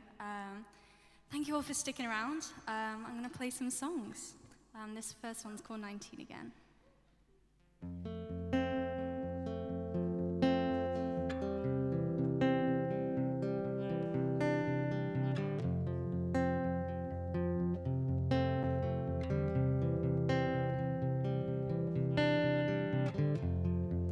I'm not afraid if I know you aren't too. But something tells me that it's not for you.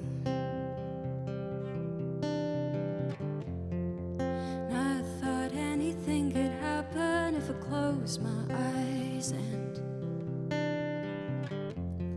pictured other ways that I could make it not real.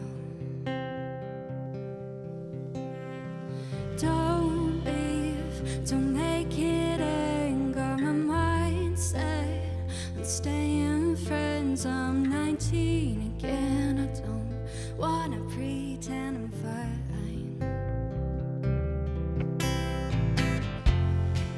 Now I wasted too long just laying here. Now I got the sun burning through that whole window. Now I wasted too long just standing in a corner, letting you take over it all, over it all. So don't leave, don't make it end. Got my mind set on staying friends. I'm 19 again. I don't wanna pretend I'm fine. Any car left an hour ago. I'm start nights in Scorpio. I'm 19 again. I don't wanna pretend I'm fine.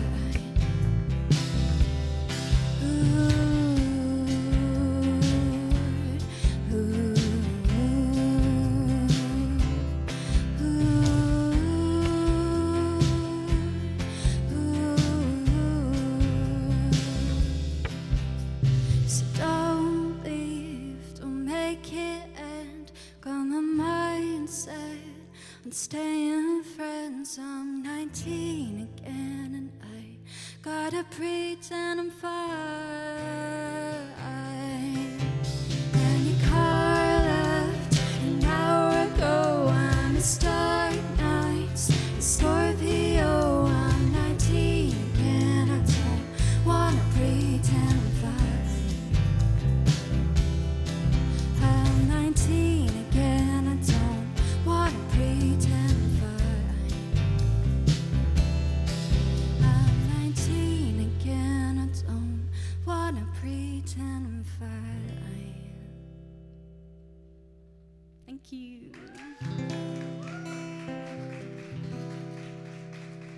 So yeah, thank you guys so much for coming. And thank you to Launchpad for having me. And to Kieran, thank you. So yeah, I'm going to sing a song that I released a couple of months ago, and it's a nice little love song, and it's called As Good As This.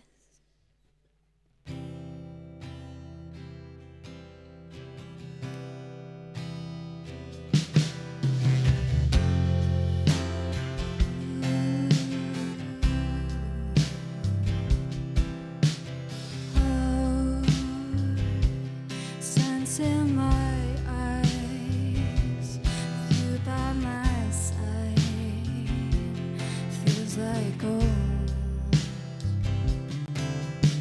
And hold the American dream, ain't as good as it seems if you're not here. So baby, let me stay just one more. Following your footsteps like a child. Lay me down the hallway or rest my head.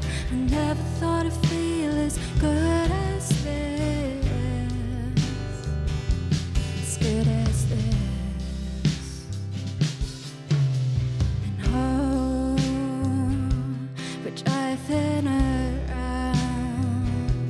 We stopped out of town, 'cause there's no place else. I got time, I got my whole lives, and it's nice to be, oh it's nice to be. So baby, let me stay just one more night, following your footsteps like a child. Lead me down the hallway or rest my head. I never thought I'd feel as good as this. As good as this. As good as this. As good as this. As good as this.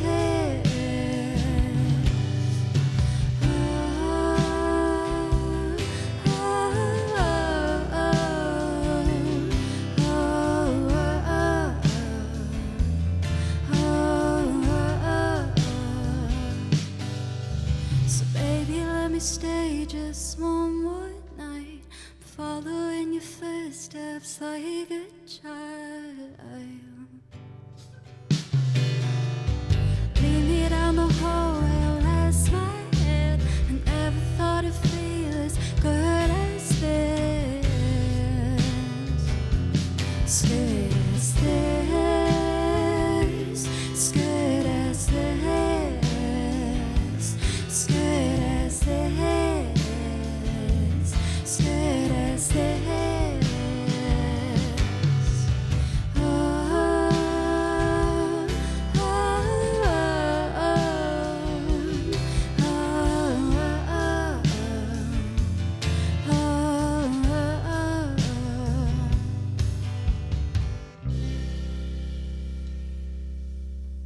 Thank you.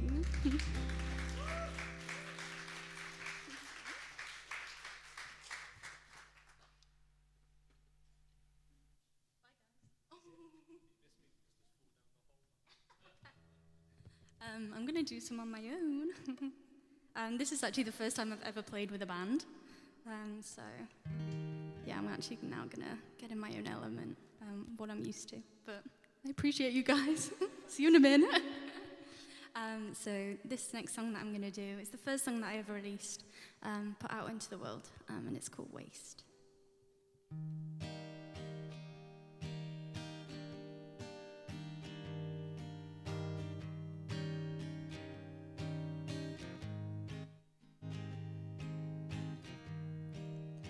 I would just waste time waiting for you. There's nothing else I wanna do. Were we ever more than just friends? Do these things work out in the end? for you, it's hard for me too.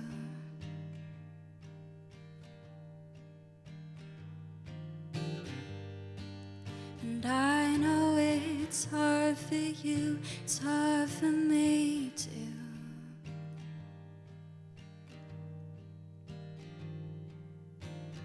And days pass and mine's still on hold. Ideas fade and coffee turns cold. Were we ever more than just friends? Do these things work out in the end? And I know it's hard for you, it's hard for me too.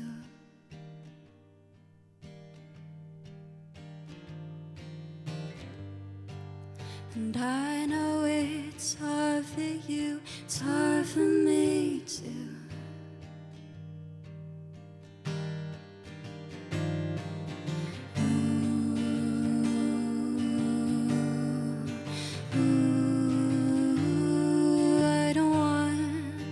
I don't want to waste it.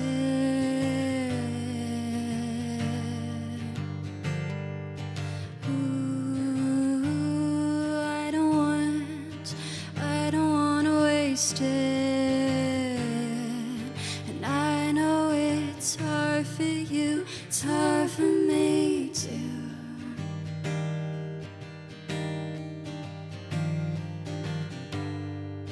And I know it's hard for you, it's hard for me too.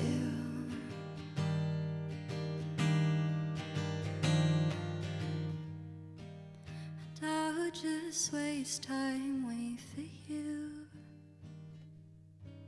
There's probably things I should do.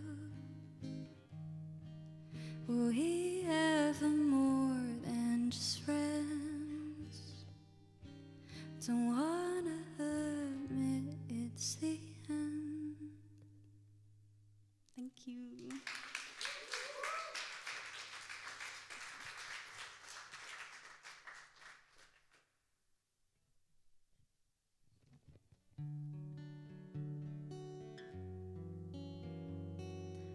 The next song that I'm going to do is the last song I put out.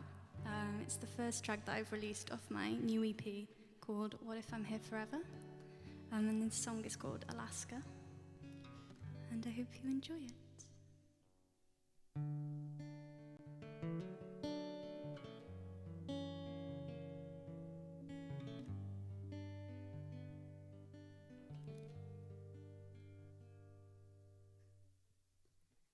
You said to jump before we fall, and if I'm honest, why we risk it all, I couldn't save you.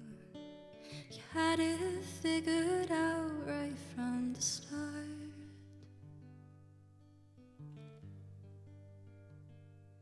But if you're the sun, I'll be the moon.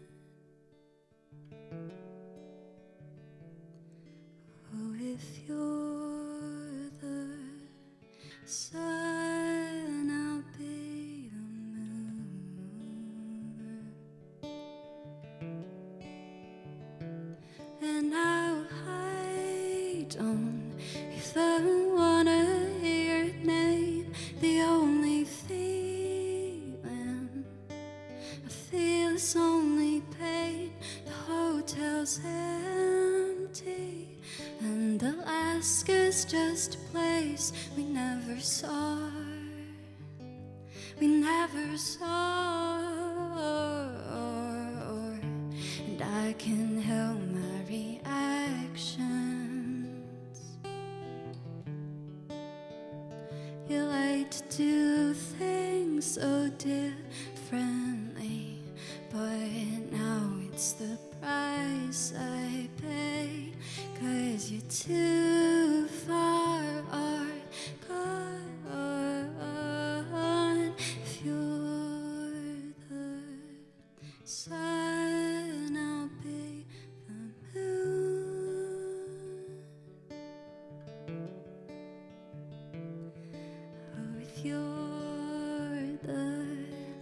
sun, I'll be the moon.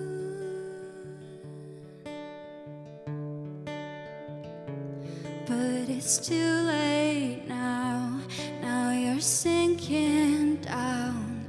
Oh, Alaska, I thought that we'd see it all.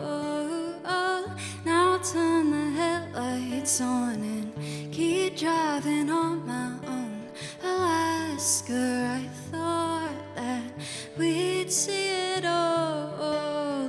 Ooh, ooh, ooh, ooh, ooh, ooh, ooh,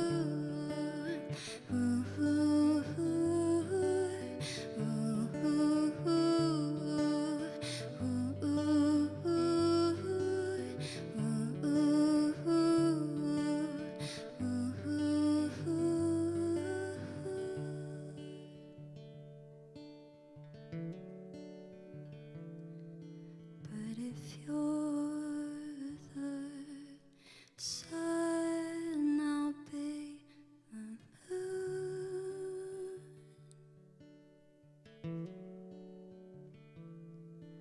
Oh, if you're the sun, I'll be the moon.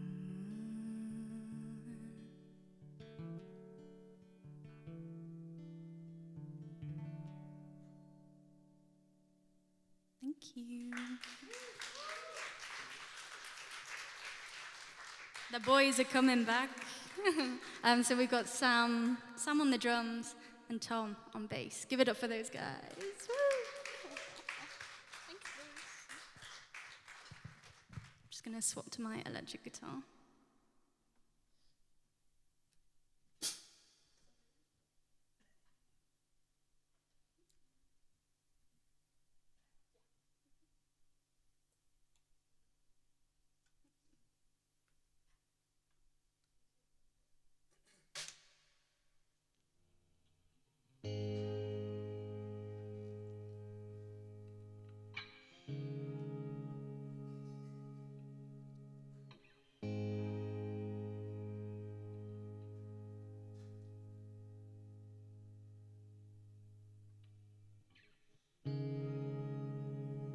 This song's called Forever.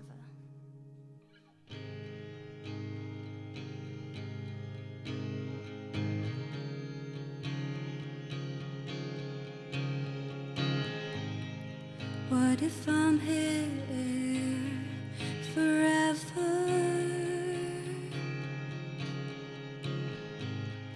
What if I'm here forever?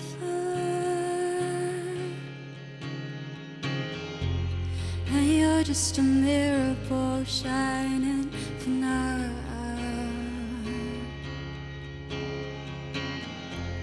And I've still got so many nights till I'm out. But I know everyone's a winner in this big world till their heart's in tears. Crying out for mom and dad is the only thing I know how to do. But I know everyone's a winner in this big world till their heart's in tears. She tells me not to feel this way, but I really do. Oh, I really do. If I let you in one more time, ooh, twist the knife I swore I would fight. But I used to scream at the top of my lungs and cry, but now every night I don't feel it bleed. Forgotten dream that it used to be, that I can see when I fall asleep, but still runs deep. So you'll catch me on a day where I feel ashamed not being missing you.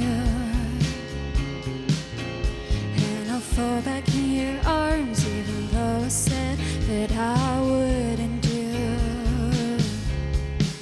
But I know everyone's a winner in this big world till their nights until she tells me not to feel this way, but I really do. Oh, I really do. Ooh, ooh, ooh, ooh, ooh. So what if I'm here forever? Oh, what if I'm here forever? Is it just one of those nights? Is it just one of those things I feel? It's just one of those nights. It's just one of those things I feel. Forever and ever and ever. Forever and ever and ever. Ooh.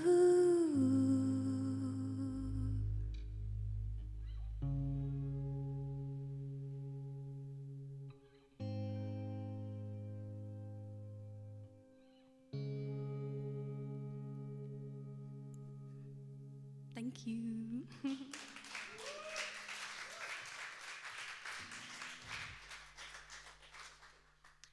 So I've got one more song left, and a cheeky plug. This song is actually coming out tonight at midnight.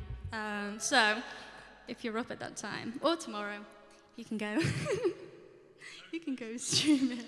You can go stream it on wherever you stream your music, as we keep saying, as artists. But I just want to say thank you so much again to Launchpad and Uni of Leeds for having me, and to everyone for coming, and to Sam and Tom for playing with me. Another round of applause.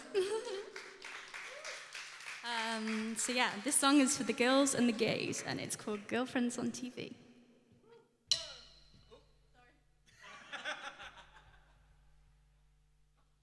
We were meant to rock so hard then. Okay, right, we're ready, get ready.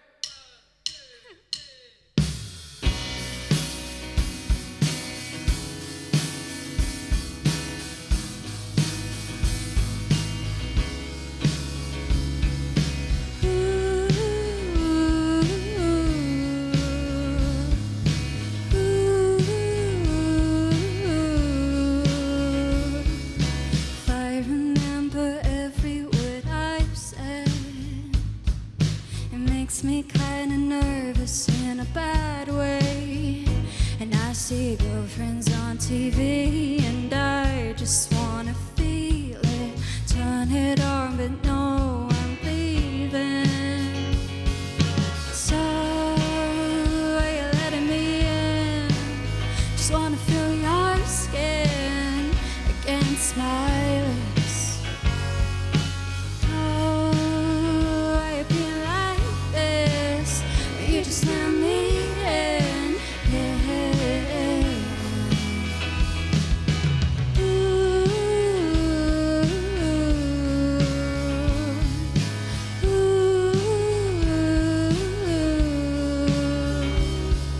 well, tear me down and bring me back to life. Mold me into something that won't fight. And I see girlfriends on TV, and I just wanna be them. Turn it on, but no, I'm leaving. So are you letting me in? Just wanna feel your skin against my lips. Oh, are you being like this? Will you just let me in?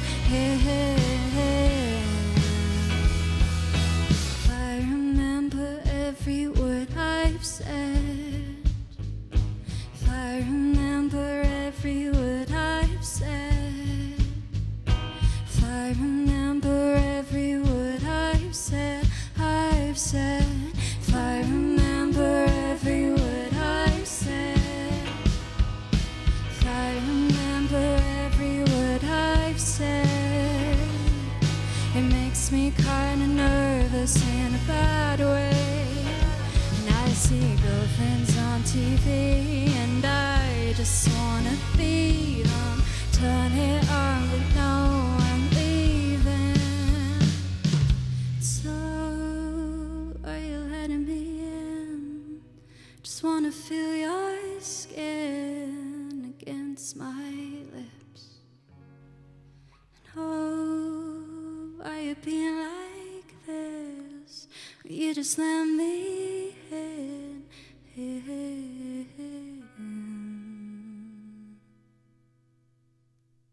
Thank you.